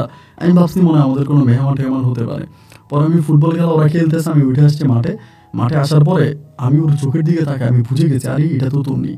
পরে আমার মানে আমি ওর সামনে আসার পর তখন মুখোশটা খুলে ফেলছে।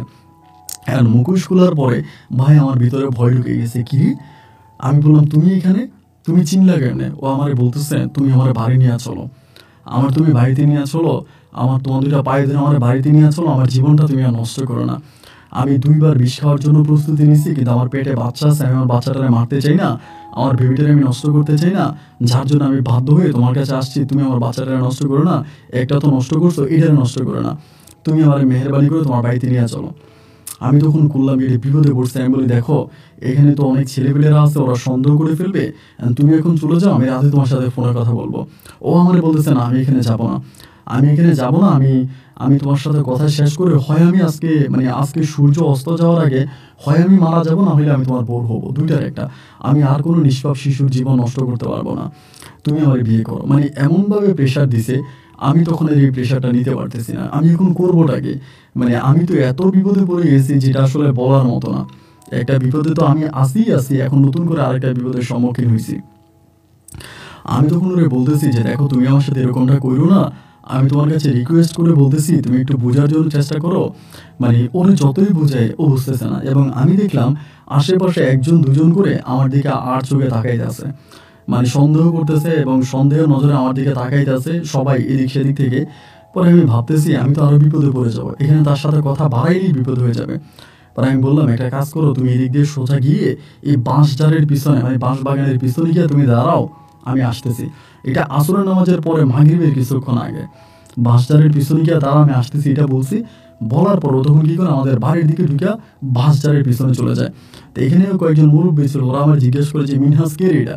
আমি বললাম আমার মামাতো বোন মামার বাড়ি থেকে আসছে, এইটা বলছে। এখন বলার পরে আমি আস্তে আস্তে করে সবার চোখ ফাঁকি দিয়া এই বাঁশঝাড়ের পিছনে গেছি, এবং বাঁশঝাড়ের পিছনে যেয়ে বলতেছি যে দেখো তুমি এরকমটা করো না, আমার ভিসা হয়ে গেছে, এবং কয়েকদিনের মধ্যে আমার ফ্লাইট, মানে এই কয়েকদিনের মধ্যে আমার ফ্লাইটে ডেট হবে, তা তোমার 2টা পায়ে ধরি তুমি চলে যাও, আমার জীবনটা নষ্ট করে না।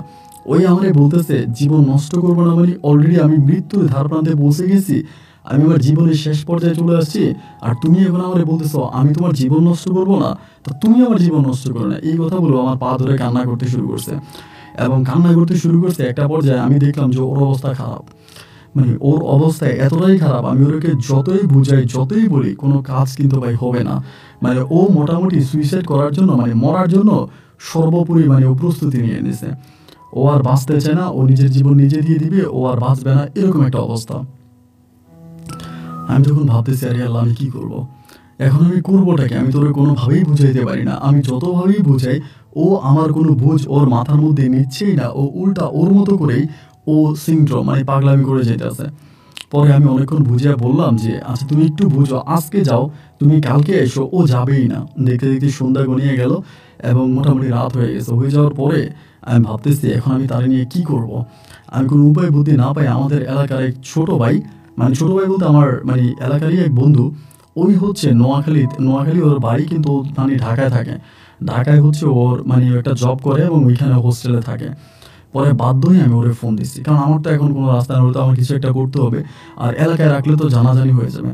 পরে আমি ওরা আবার জিজ্ঞেস করছি তুমি কি বাসা থেকে কিছু বলে আসছো যে তুমি আমার কাছে চলে আসছো, বা এইগুলো কোনো কিছু আমার বলে না। আমি বাসা থেকে কিছুই বলে আসি নাই, আমি বাসাতে কিছুই বলি নাই।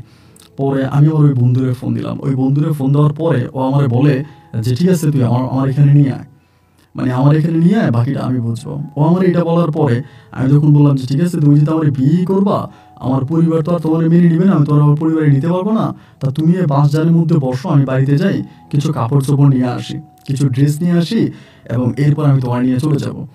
এই বলে আমি তখন বাড়ির দিকে যাচ্ছি। বাড়িতে গিয়ে আমার আব্বারে বলতেছি আব্বা আমার তো ফ্লাইটে ডেট পড়ে যাবে 2-1 দিনের মধ্যে, আমি আমার একটা বন্ধুর সাথে নোয়াখালী শহরে দেখা করে আসি। আমার আব্বা বলে তাই তো রাতের বেলা যাওয়ার দরকার কি, তাই তোর এত রাতের বেলা যাইস না, কালকে সকালে যাইস। আমি বললাম না আব্বা আমি রাতেই যাবো। এই বলে আমি তখন ব্যাগে কয়েকটা কাপড় চোপড় নিয়ে ঘর থেকে বের হয়েছি। একবার চিন্তা করতেছি যে আমি এখান থেকে পালায়া যাব, মানে এই মেয়ের কাছে না গিয়া আমি বাড়ি থেকে কোথাও পালায়া যাবো। আবার এটাও ভাবি যে আমি যদি পালায়া চলে যাই, মেয়ে তো আমার বাড়িতে চলে আসবে, যেহেতু এই পর্যন্ত আসতে পারছে, এখান থেকে বেরোয় যে কাউরে যদি মিনহাজের বাড়ি জিজ্ঞেস করে তো সবাই আমার বাড়ি দেখাই দিবে। এই মেয়ে আমার বাড়িতে চলে আসলে আমি তখন কি করবো? তখন তো আমার এমনিও মরণ। আর এবার তো আব্বা আমার পাসপোর্ট সব ছিঁড়ে ফেলে, আমার বিদেশে দিবে না, আমার এবার আস্ত মেরে ফেলবে, আমার জবাই দিয়ে দিবে। আমি তখন মানে একরকম মানে একদম নিরুপায় হয়ে মেয়ের কাছে আসছি। এবং আসার পর আমি তখন তারে নিয়ে ঢাকায় রওনা দিছি। এই রাতের বেলায় ঢাকায় রওনা দিছি এবং রাতের শেষ অংশে আমি ঢাকায় গিয়ে পৌঁছাই এবং ফজরে পরে ঢাকায় যাই। ঢাকায় যাওয়ার পর ওরে ফোন দেয়, আমার বন্ধুরে ফোন দেয়, এবং ফোন করার পর ও আমার এই ঠিকানা দেয়। এই ঠিকানা একটা সিএনজি নিয়ে আমি তখন আমার বন্ধুর বাসায় যাই। এবং বাসায় যাওয়ার পর ওর 2টা রুম ছিল, একটা রুম খালিই আছে, ওইখানে 2টা লোক থাকতো, আর তারা নাকি চলে গেছে। ওই রুমের মধ্যে আমার তখন এই মেয়ের নিয়ে উঠানোর পর ও আমার বলে কি রে এই কালা মেয়েটা কি, ওই কিন্তু দেখতে তো তোরা সুন্দর না। পরে আমি ওরে বললাম দোস্ত রে দেখ এই ঘটনা, আমি ওরে সব কিছু খুলে বলি। বলা পর আমার বলে তাহলে তুই তো ফাইসে গেছিস, এখন তো তুই আর বিদেশেও যেতে পারবি না, কারণ এই মেয়ে যদি তার পরিবারের কাছে যায়, এখন তুই তো আর মেয়ের বিয়ে করবি না, কি এমন হইলেও তো তুই আর মেয়ের বিয়ে করবি না, আর এই মেয়ে যদি কোনো একটা কিছু হয়ে যায় তাহলে তুই ফাইসে যাবি। আমি বলতেছি দেখ বন্ধু তোর 2টা পায়ে ধরে আমি এখন কি করবো, তুই আমার একটা বুদ্ধি দে, আমি না বুঝতে পারতেছি না, এটা ওর কাছে বলি। এবং বলার পর আমার বলে আমি জানি না, আমার মাথায় কোনো কিছু আসতেছে না। এখন তুই মেয়েটারে করবিটা কি, মেয়েটারে যে তুই কোনো একটা লাইন করবি এরকম তো কোনো মানে সুযোগ সুবিধা নাই। এখন মেয়ে তো চলে আসছে, আর ও আসার পর কিন্তু আমি ওর মোবাইলটা একদম ফালাই দিছি, মানে মোবাইলটা আমি ওর একটা ডাস্টবিনে ফালাই দিছি, যাতে কোনোভাবে ওর পরিবার ট্র্যাকিং করতে না পারে যে ও কোথায় আছে, মানে কই গেছে কোন জায়গায় আছে এগুলো যাতে ওর পরিবার ধরতে না পারে। এই জন্য ওর মোবাইলটা আমি ওর ফেলে দিই, এবং ওর সাথে আমি যখন এই রুমের মধ্যে আছি, আমি রুমের মধ্যে যাচ্ছি, ওর সাথে আমি ফিজিক্যাল করতেছি, সম্পর্ক করতেছি, এবং এরপরে আমি আবার আমার পরিবারে ফোন দিচ্ছি, আব্বার সাথে কথা বলি, আমার সাথে কথা বলি। এরা আমারে বলতেছে যে তোর মানে ফ্লাইটে পড়ে যাবে 2-1 দিনের মধ্যে, তুই মানে আসবি না কেন, তুই চলে আয়। এরকম করে প্রায় 5-6 দিনের মতো আমি এই মেয়ে নিয়ে ঢাকাতে থাকি। এবং ঢাকাতে থাকার পরে আমার ওই বন্ধু তখন আমরা হঠাৎ করে বলে যে দোস্তর মিনহাজ, যেহেতু বিপদে পড়ছিস, একটা রাস্তা আমার কাছে খোলা আছে, এখন তুই এটা করবি কিনা। আমি বললাম যে কি বলে, এমন আমার এক বড় ভাই আছে, উনি এই ধরনের ব্যবসা বাণিজ্য করে, মেয়েদেরকে নিয়ে ব্যবসা করে। এখন তুই যদি মানে পারস বা তোর যদি মন চায় তাহলে মেয়েটার ওনার কাছে দিয়ে দে। আমি বললাম ওনার কাছে দিয়ে দিব, ওনার কাছে দিলে পর বলো ওনার কাছে দিলে উনি তোর 2 লাখ টাকা দিব।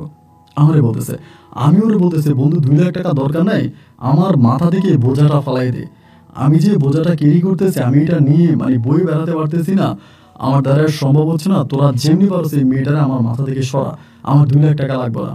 ওই আমার বলে না উনি 2 লাখ টাকা দিব, এখন তুই ওনার সাথে কথা বল, আগে ওনার এই মেয়েটারা এনে দেখা।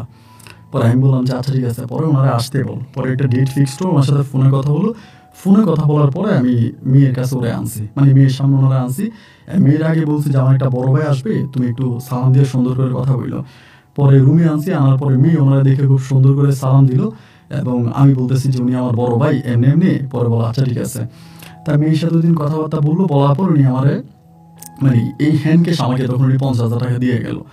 আমি এই টাকাটা নিতে চাই না, আমি বলছি ভাই আমার টাকা লাগবে না, আপনি পরে উনি আমার তারপরে টাকাটা দিছে, দেওয়ার পরে আমার বন্ধু বলতেছে আরে বেটা টাকা দিছে টাকা নেই, এত কথা বলতেছিস কেন, 2 লাখ টাকা তোর দেবে, 2 লাখ টাকা তুই কম মনে করিস নাকি।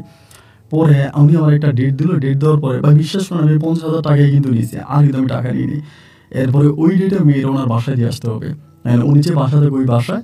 তো ওই দিন বিকালবেলা আমি তন্নিরে বললাম, তন্নি আমরা ওই যে বড় ভাইটা আসছিল তোমারে দেখছিল, ওনার তো বউ আছে ফ্যামিলি আছে ঢাকাতে, ওনার বাসা আমাদেরকে ইনভাইট করছে, দাওয়াত দিছে, তা তুমি আমি একটু যাবো। এখন ও আমারে বলতেছে আমরা চিনি না জানি না, এরকম কোনো একটা জায়গায় গেলে কোনো বিপদ হবে না তো। আমি বললাম আরে না, কি বিপদ হবে, আমার বড় ভাই মানুষ, উনি কি আর আমার বিপদে ফেলবে, তুমি এগুলো কী সব কথাবার্তা বলো, না কোনো বিপদ হবে না, তাই তুমি আমার সাথে চলো। এরকম করে আমি তখন তন্নিরে প্রেশার ক্রিয়েট করি, মানে প্রেশার দিই, পরে ও বলে আচ্ছা ঠিক আছে, পরে ও যাওয়ার জন্য রাজি হয়। যখনও যাওয়ার জন্য রাজি হয় আমি তখন ওনারে নিয়ে, আমি তখন এই মানে ওরে নিয়ে আমি তখন এই বিকেলবেলা বলতে আপনার সন্ধ্যার পরে ওই জায়গার মধ্যে যাই। তো ওনার সাথে আমার আগের কথাবার্তা সব কিছু ঠিকঠাক আছে, এবং যাওয়ার পরে ওই উনি যে বিল্ডিংয়ের ঠিকানা দেয়, রুমের ঠিকানা দেয়, ওইখানে যাই, গেলে পরে উনি তখন দরজা খুলে দেয়। পরে ভিতরে গিয়া বসি সোফার মধ্যে, বসার পরে উনি বলে যে বসো, পরে বসছি আমি তখন অনেকক্ষণ বসে থাকার পরে ওনারে ফোন দিয়েছি, উনি আমাকে মেসেজে বলতেছে যে তুমি চলে যাও, ওরে রেখে তুমি চলে যাও। পরে আমি বললাম যে তুমি একটা কাজ করো, আমরা তো আসলে ভাইয়ের জন্য কোনো কিছু আনতে পারি নাই, আমরা খালি হাতে চলে আসছি, বিষয়টা খারাপ দেখায়, ওনার ওয়াইফ একটু বাইরে গেছে আসতেছে, আমি একটু নিচ থেকে একটু ফল কিনে আনি, এটা বলতেছে মানে বাসা নিচেই তো ফলের দোকান আছে, একটু ফল কিনে নিয়ে আসি। পরেও আমারে বলতেছে যে তুমি ফল কিনে আনতে যাবা, যদি কোনো বিপদ হয় আমি যদি এখানে একা একা থাকি। আমি বললাম ধুরো, তুমি না সব বিষয়ে মানে মধ্যে শুধু খালি সন্দেহ খোঁজো, মানে এরকম কেন, তুমি তুমি কি একটু ফ্রি মাইন্ডের কোনো কিছু চিন্তা করতে পারো না। এখানে এটা আমার ভাইয়ের বাসা, উনি আমার বড় ভাই, আমার এলাকার বড় ভাই, এবং তিনি আমার খুব ভালো একজন মানুষ, উনি কখনো এরকম করবে না, তুমি বসো আমি যাবো আর আসবো। এই বলে আমি তখন এখান থেকে বের হই, এবং বের হইয়া আমি সর্বপ্রথম ফোনটা আমার বন্ধুরে ফোন দিয়ে বললাম দোস্ত, মিশন আমার সাকসেস, আমি যে 50,000 টাকা পাইছি আমার আর টাকার দরকার নেই, তুই পারলে বাকি টাকা নিয়ে নিস, আমি চলে যাই। এই কথাগুলো ওর কাছ থেকে কথাবার্তা হলে আমি তখন আমার এই সিমটা মোবাইল থেকে খুলে ফেলি, মুহূর্তের মধ্যে এই সিমটা খুলে আমি নতুন আরেকটা সিম কিনি, এবং নতুন আরেকটা সিম কিনে আমি ওই সিমটা মানে মোবাইলে ঢুকে আমার পরিবারে ফোন দিই, আমার আব্বারে ফোন দিই, এবং আব্বাকে ফোন দেওয়ার পরে আব্বা আমার গালাগালি করতেছে। আব্বা বলে তোর মানে এই ভিসা ডেট পড়ছে, কালকের পরের দিন তোর ফ্লাইট, মানে কালকের পরের দিন তোর ফ্লাইট। এইটা শুনে তো মনে করেন আমি আরও খুশি, আলহামদুলিল্লাহ। আমি তো চাইতেছি যত তাড়াতাড়ি চলে যাওয়া যায়, ওইখান থেকে আমি ঢাকা থেকে বাড়িতে আসি, বাড়িতে আসার পর আমার আব্বা সেই সন্ধ্যার সময় মিলাদ পড়ায়, মানে হুজুরটাকে, এর পরের দিন আমি চলে যাব। আমার আব্বা মিলাদ পরে, আমার আত্মীয় স্বজন আছে সবাই দাওয়াত টাওয়াত দেয়, সবাই আমাদের বাড়িতে আসে, পরে মিলাদ পরে দোয়া হয় রাতের বেলায়, এবং আমাদের যিনি ইমাম সাহেব ছিল তিনি প্রাণ খুলে আমার জন্য দোয়া করে। আমি মোনাজাত দিয়ে আসি, বা তারপর আমার তরুণীর কথা মনে পড়তেছে। ভাই বিশ্বাস করেন আমি মেয়েটার ওভাবে রেখে আসতে চাইনি, আমার কোনো ইচ্ছা ছিল না যে আমি মেয়েটাকে এরকম একটা বিপদে ফেলবো। আমার নিজেরও তো বোন আছে, আমার নিজেরও একটা ছোটো বোন আছে, কিন্তু আমার কাছে এটা ছাড়া আর কোনো পথ খোলা ছিল না। মানে আমি পুরো নিরুপায় হয়ে গেছিলাম, মানে সম্পূর্ণভাবে নিরুপায়, আমি কোনো উপায় বুদ্ধি পাচ্ছিলাম না। পরে আমার ওই আব্বুর সাথে কথাবার্তা হলো, এবং রাতের বেলা আমি ঘুমাইছি, আমি কিন্তু এই মেয়ের আর কোনো খবর নিই নাই। এবং এর পরের দিন সকালবেলা আমার আব্বা গাড়ি নিয়ে আমাকে ঢাকায় নিয়ে আসছে, ঢাকা এয়ারপোর্টে আসছে, এবং ঢাকা এয়ারপোর্টে আসার পরে আজকে আমার ফ্লাইট, আমি চলে যাব, আজকে রাতে আমার ফ্লাইট, আমি চলে যাব। পরে আমার আব্বা বললো যে ঠিক আছে, মানে দোয়া টোয়া করে আমাকে এয়ারপোর্টের ভিতরে ঢুকে দিলাম, এয়ারপোর্টের ভিতরে ঢুকে গেলাম, এবং সেখান থেকে আমি কাতার এয়ারলাইন্সে করে আমি তখন কাতারে গিয়ে পৌঁছাই। এবং কাতারে যাওয়ার পরে যে কোম্পানিতে আমাকে কাজ দেওয়ার কথা, আমি ওই কোম্পানিতে কাজ করতেছি। এবং বিশ্বাস করেন এরপরে এই তন্নির কোনো স্টোরি বা তন্নির কোনো কথা আমি শুনতে পাইনি। এবং আমার যে বন্ধুকে দিয়ে আমি কাজটা করাইছিলাম, যে বন্ধুর আমার এলাকার বন্ধু, এবং যার বাসা আমি গিয়েছিলাম, ওর সাথে আমি আর কোনো যোগাযোগ করি নাই, মানে ওরও আমি আর কোনো কিছু বলি নাই, বা মেয়েটার কী অবস্থা, মেয়েটা কোথায় আছে, আমি যেখানে বিক্রি করে চলে আসলাম তুই আবার শেষে টাকা নিছিস কিনা, বা তোর সাথে আবার পরে লেনদেন হয়েছে কিনা, বা মেয়েটা ঠিক আছে কিনা, এরকম কোনো খোঁজ খবর কিন্তু আমি আর নিই নেই। কারণ আমার কথা হচ্ছে যেহেতু আমি বিক্রি করে চলে আসছি, এরপরে আর এটা নিয়ে আমার আর কোনো কথাবার্তা নেই। এই মেয়ে নিয়ে আমি ওখানে বিক্রি করে দিলাম, এবং এরপরে আমি কাতারে আছি, ভালোই আছি, প্রায় আমি 1.5 বছরের মতো কাতারে ছিলাম। তো আমি কাতারে যেখানে কাজ করতাম ভাই, ওইখানে অনেক টাকা বেতন পাইতাম, মানে ভালো টাকা বেতন পাইতাম। এবং যে টাকা বেতন পাইতাম, মানে আমার মনে হয় যে হাতে গোনা 1,000 মানে প্রবাসী বাংলাদেশের মধ্যে আমি খুব ভালো অবস্থানে ছিলাম, প্রচুর টাকা স্যালারি পেতাম। আমি একটা হোটেলে ডিউটি করতাম, মানে হোটেলে চাকরি করতাম, মানে সীসা সহ আপনার বার ছিল, ওইখান থেকে আমি মানে এমন কোনো মাস ছিল না যে আমি বাংলাদেশি টাকায় 1 লাখ টাকা ইনকাম করতাম না, মানে সর্বনিম্ন 1 লাখ টাকা ইনকাম হইতো আমার। তাই আমি ওখানে পড়ে আছি 1 লাখ খানিকের টাকার মতো ইনকাম করতেছি। তখন তো পুরো উড়াধুরা লাইফ। আমি ফেসবুক চালাইতাম, ফেসবুকে আপনার ছবি পোস্ট করি, অলওয়েজ হচ্ছে ভিডিও পোস্ট করি, মানে কাতারে দামি দামি গাড়ি দিয়ে চলি, অনেক কাতারিদের সাথে আমার সম্পর্ক, মানে কাতারি ছেলে মেয়েদের সাথে সম্পর্ক, ওনাদের গাড়ি দিয়ে চলাফেরা করি, মানে পুরো লাক্সারি একটা লাইফ আমি লিড করি, একেবারে লাক্সারি একটা লাইফের মধ্যে চলেছে। এবং এরকম করতে করতে ফেসবুকে আমি এরকম অ্যাক্টিভেট থাকতে একদিন একটা মেয়ে আমাকে ফেসবুকে নক দেয়। মানে নক করে বলতে কি, মানে মেয়েটা আমার ছবির নিচে সবসময় কমেন্ট করে যে ভাই আপনার লুকিংটা অনেক সুন্দর, আপনার অনেক হ্যান্ডসাম, এটা ওইটা অনেকেই কমেন্ট করে। এবং কমেন্ট করার পর একদিন মেয়েটা আমাকে মেসেঞ্জারে নক দেয়। মেয়েটার নাম ছিল লিলি। পরে আমার বলে যে ভাইয়া কেমন আছেন, মানে মিনহাজ ভাইয়া কেমন আছেন, এরকম করে SMS করে। তা আমি কিন্তু সচরাচর সব মেয়েদের রিপ্লাই করি না, মানে অনেক মেয়েরা আমাকে মেসেঞ্জারে নক দেয় কথা বলার জন্য, অনেক মেয়েরা দেয়, বাট আমি ওভাবে হচ্ছে কোনো মানে মেয়ের SMS আমি ওভাবে রিপ্লাই করি না। তা এই মেয়েটার মানে মানে কোনো মেয়ে মেসেজ করলে তার প্রোফাইলে আগে যায়, যদি দেখি যে মেয়েটা সুন্দর, মেয়েটা কিউট আছে, তাহলে তার SMS-টা রিপ্লাই করি, অন্যথায় আমি অন্য কোনো মেয়ের SMS রিপ্লাই করি না। পরে যখন দেখলাম যে মেয়েটা দেখতে সুন্দর আছে, কিউট আছে, পরে আমি তার SMS-এ রিপ্লাই করলাম। এখন মানে রিপ্লাই করার পরে মেয়ে আমার সাথে কথাবার্তা বলে, মানে ওই মেসেজ করে আমিও মেসেজ করি। মেয়ের বাসা হচ্ছে ঢাকাতে। তো মেয়ে খুব সুন্দর, মানে অনেক সুন্দর, শিক্ষিত, ঢাকা একটা কলেজে পড়াশোনা করে, মানে দেখার মতো একটা কিউট মেয়ে। পরে আমি মেয়ের সাথে কথাবার্তা বলি এবং 2 দিন কথাবার্তা বলার পরে মানে এমনি মেসেজে হাই হ্যালো বা একটু মানে অডিও কলে কথাবার্তা বলি। এখন আমার কাছে ভাই, কারণ ফেক তো অভাব নাই, তাই না? তখন ফেসবুকে প্রচুর পরিমাণের মানে ধোকা দেওয়া হইতো। দেখা যায় মেয়ে একটা ছবি দিয়ে রাখা আরেকটা, এই ধরনের ধোকাবাজি হতো। পরে আমার কাছে মনে হলো যে আসলে এটা এই মেয়ে কিনা, আমাকে এটা একটু জানতে হবে, মানে অ্যাকচুয়ালি এই মেয়েটা কিনা এটা জানতে হবে। তো জানতে হলে কী করতে হবে, আমার এই মেয়ের সাথে একটু ভিডিও কলে কথা বলতে হবে। তাই আমি তারা একদিন রিকোয়েস্ট করি যে লিলি আমি আপনার সাথে একটু ভিডিও কলে কথা বলতে চাই। পরে মেয়ে আমারে বলতেছে যে না, ভিডিও কলে কথা বলা যাবে না, এমন করে বলতেছে। তাই আমি বললাম যে এরকম করে কেন বলতেছে না, ভিডিও কলে কথা বলতে চাওয়াতে এই মেয়ে আমার সাথে কথা বলা বন্ধ করে দিচ্ছে। এখন আর আমার সাথে কথাই বলে না। আমি কথা বলতে গেলে আমার বলে যে না, আপনি আমাকে ডাউট করছেন, আমাকে সন্দেহ করছেন, আমি আপনার সাথে কথাবার্তা বলবো না। এমন করে সপ্তাহখানেক কেটে গেল। পরে আমি চিন্তা করলাম, আরে মেয়ে যেহেতু কিউট আছে, আমি তার সাথে মাঝে মাঝে একটু কথা বলি, এখন কথা বললে তো সমস্যা নাই। এরপরে না হয় যদি দেখার সময় হয়, মেয়ে নিজেই আমার সামনে আসবে, আমার তারে রিকোয়েস্ট করে তারা আমার সামনে আনতে হবে না। তাই এমন করে মেয়ের সাথে কথা বলি, কথাবার্তা বলতে বলতে বেশ কয়েকটা দিন, মানে অনেকগুলো দিন কথা বলি। এবং কথা বলতে বলতে একটা পর্যায়ে মেয়ে নিজেই আমারে বলে যে ঠিক আছে, আমরা আজকে সন্ধ্যার সময় ভিডিও কলে কথা বলবো। আমি তো ভাই অনেক এক্সাইটেড, ওর সাথে ভিডিও কলে কথা বলবো। এই মাঝে কিন্তু আমাদের মোটামুটি মানে এই মেয়ে আমাকে ভালোবাসি বলে নাই, মেয়ের সাথে আমার প্রেম হয় নাই, কিন্তু আমার ভিতর থেকে মেয়ের জন্য মানে অনেক ধরনের ভালোবাসা জন্মে গেছে। মানে এক কথায় বলতে গেলে মেয়েটারে আমার খুব ভালো লেগে গেছে, মানে রিলেশন করার মতো, বিয়ে করার মতো, মানে খুবই সুন্দরী একটা মেয়ে, যারে বউ বানায় ঘরে পুতুলের মতো, মানে ডলের মতো সাজায় রাখা যায়। পরে আমি ভিডিও কলে কথা বলি এবং ভিডিও কলে কথাবার্তা বলার পরে ভাই আমি মেয়ে যেটা দেখছি, মেয়ে এটাই, মানে আমি যার ছবি দেখছি, প্রোফাইলে যার ছবি দেওয়া বা স্টোরিতে যার ছবিগুলো মেয়েটা দিচ্ছে, সেই মেয়েটাই খুবই কিউট, মানে অনেক সুন্দর চেহারা, এক নজর দেখেই ধরেন আমি তার প্রেমে পড়ে গেছি। পরে আমি বললাম যে আমি কথাবার্তা বলি, এরপরে এই মেয়ের সাথে আমি কন্টিনিউয়াসলি কথা বলতেছি। কথা বলতে বলতে মেয়ে ঢাকাতে পড়াশোনা করে, তার বান্ধবীদের সাথে কথা বলাই দেয়, বন্ধুদের সাথে কথা বলাই দেয়। এবং আমি তো ওই অতটা পড়াশোনা করি নাই, গ্রামের ছেলে। এরপরে ধরুন আমি পুরো আকাশের মধ্যে ঘুরতে থাকি, মেয়ের জন্য আমি গিফট পাঠাই, এরপরে মেয়ের জন্য আমি ওখান থেকে স্বর্ণের চেইন পাঠাই, নেকলেস পাঠাই, এইটা ওইটা পাঠাই, মানে মোটামুটি আমাদের মাঝে তখন প্রচুর প্রেম হয়ে গেছে।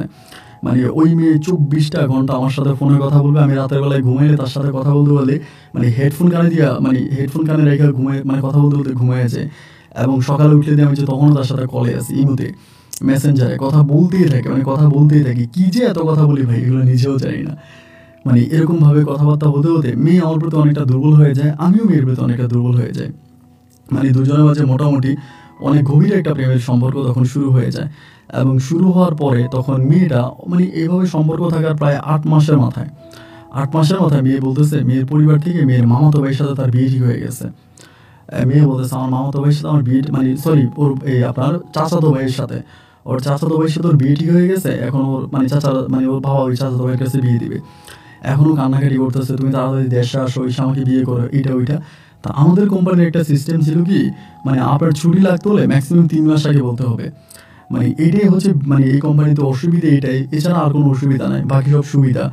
অসুবিধা একটাই যে আপনি দেশে যাবেন, তা 3 মাস আগে কোম্পানির অ্যাপ্লিকেশন করতে হবে এবং অ্যাপ্লিকেশন করা 3 মাস পর আপনার ছুটি অ্যাপ্রুভ হবে।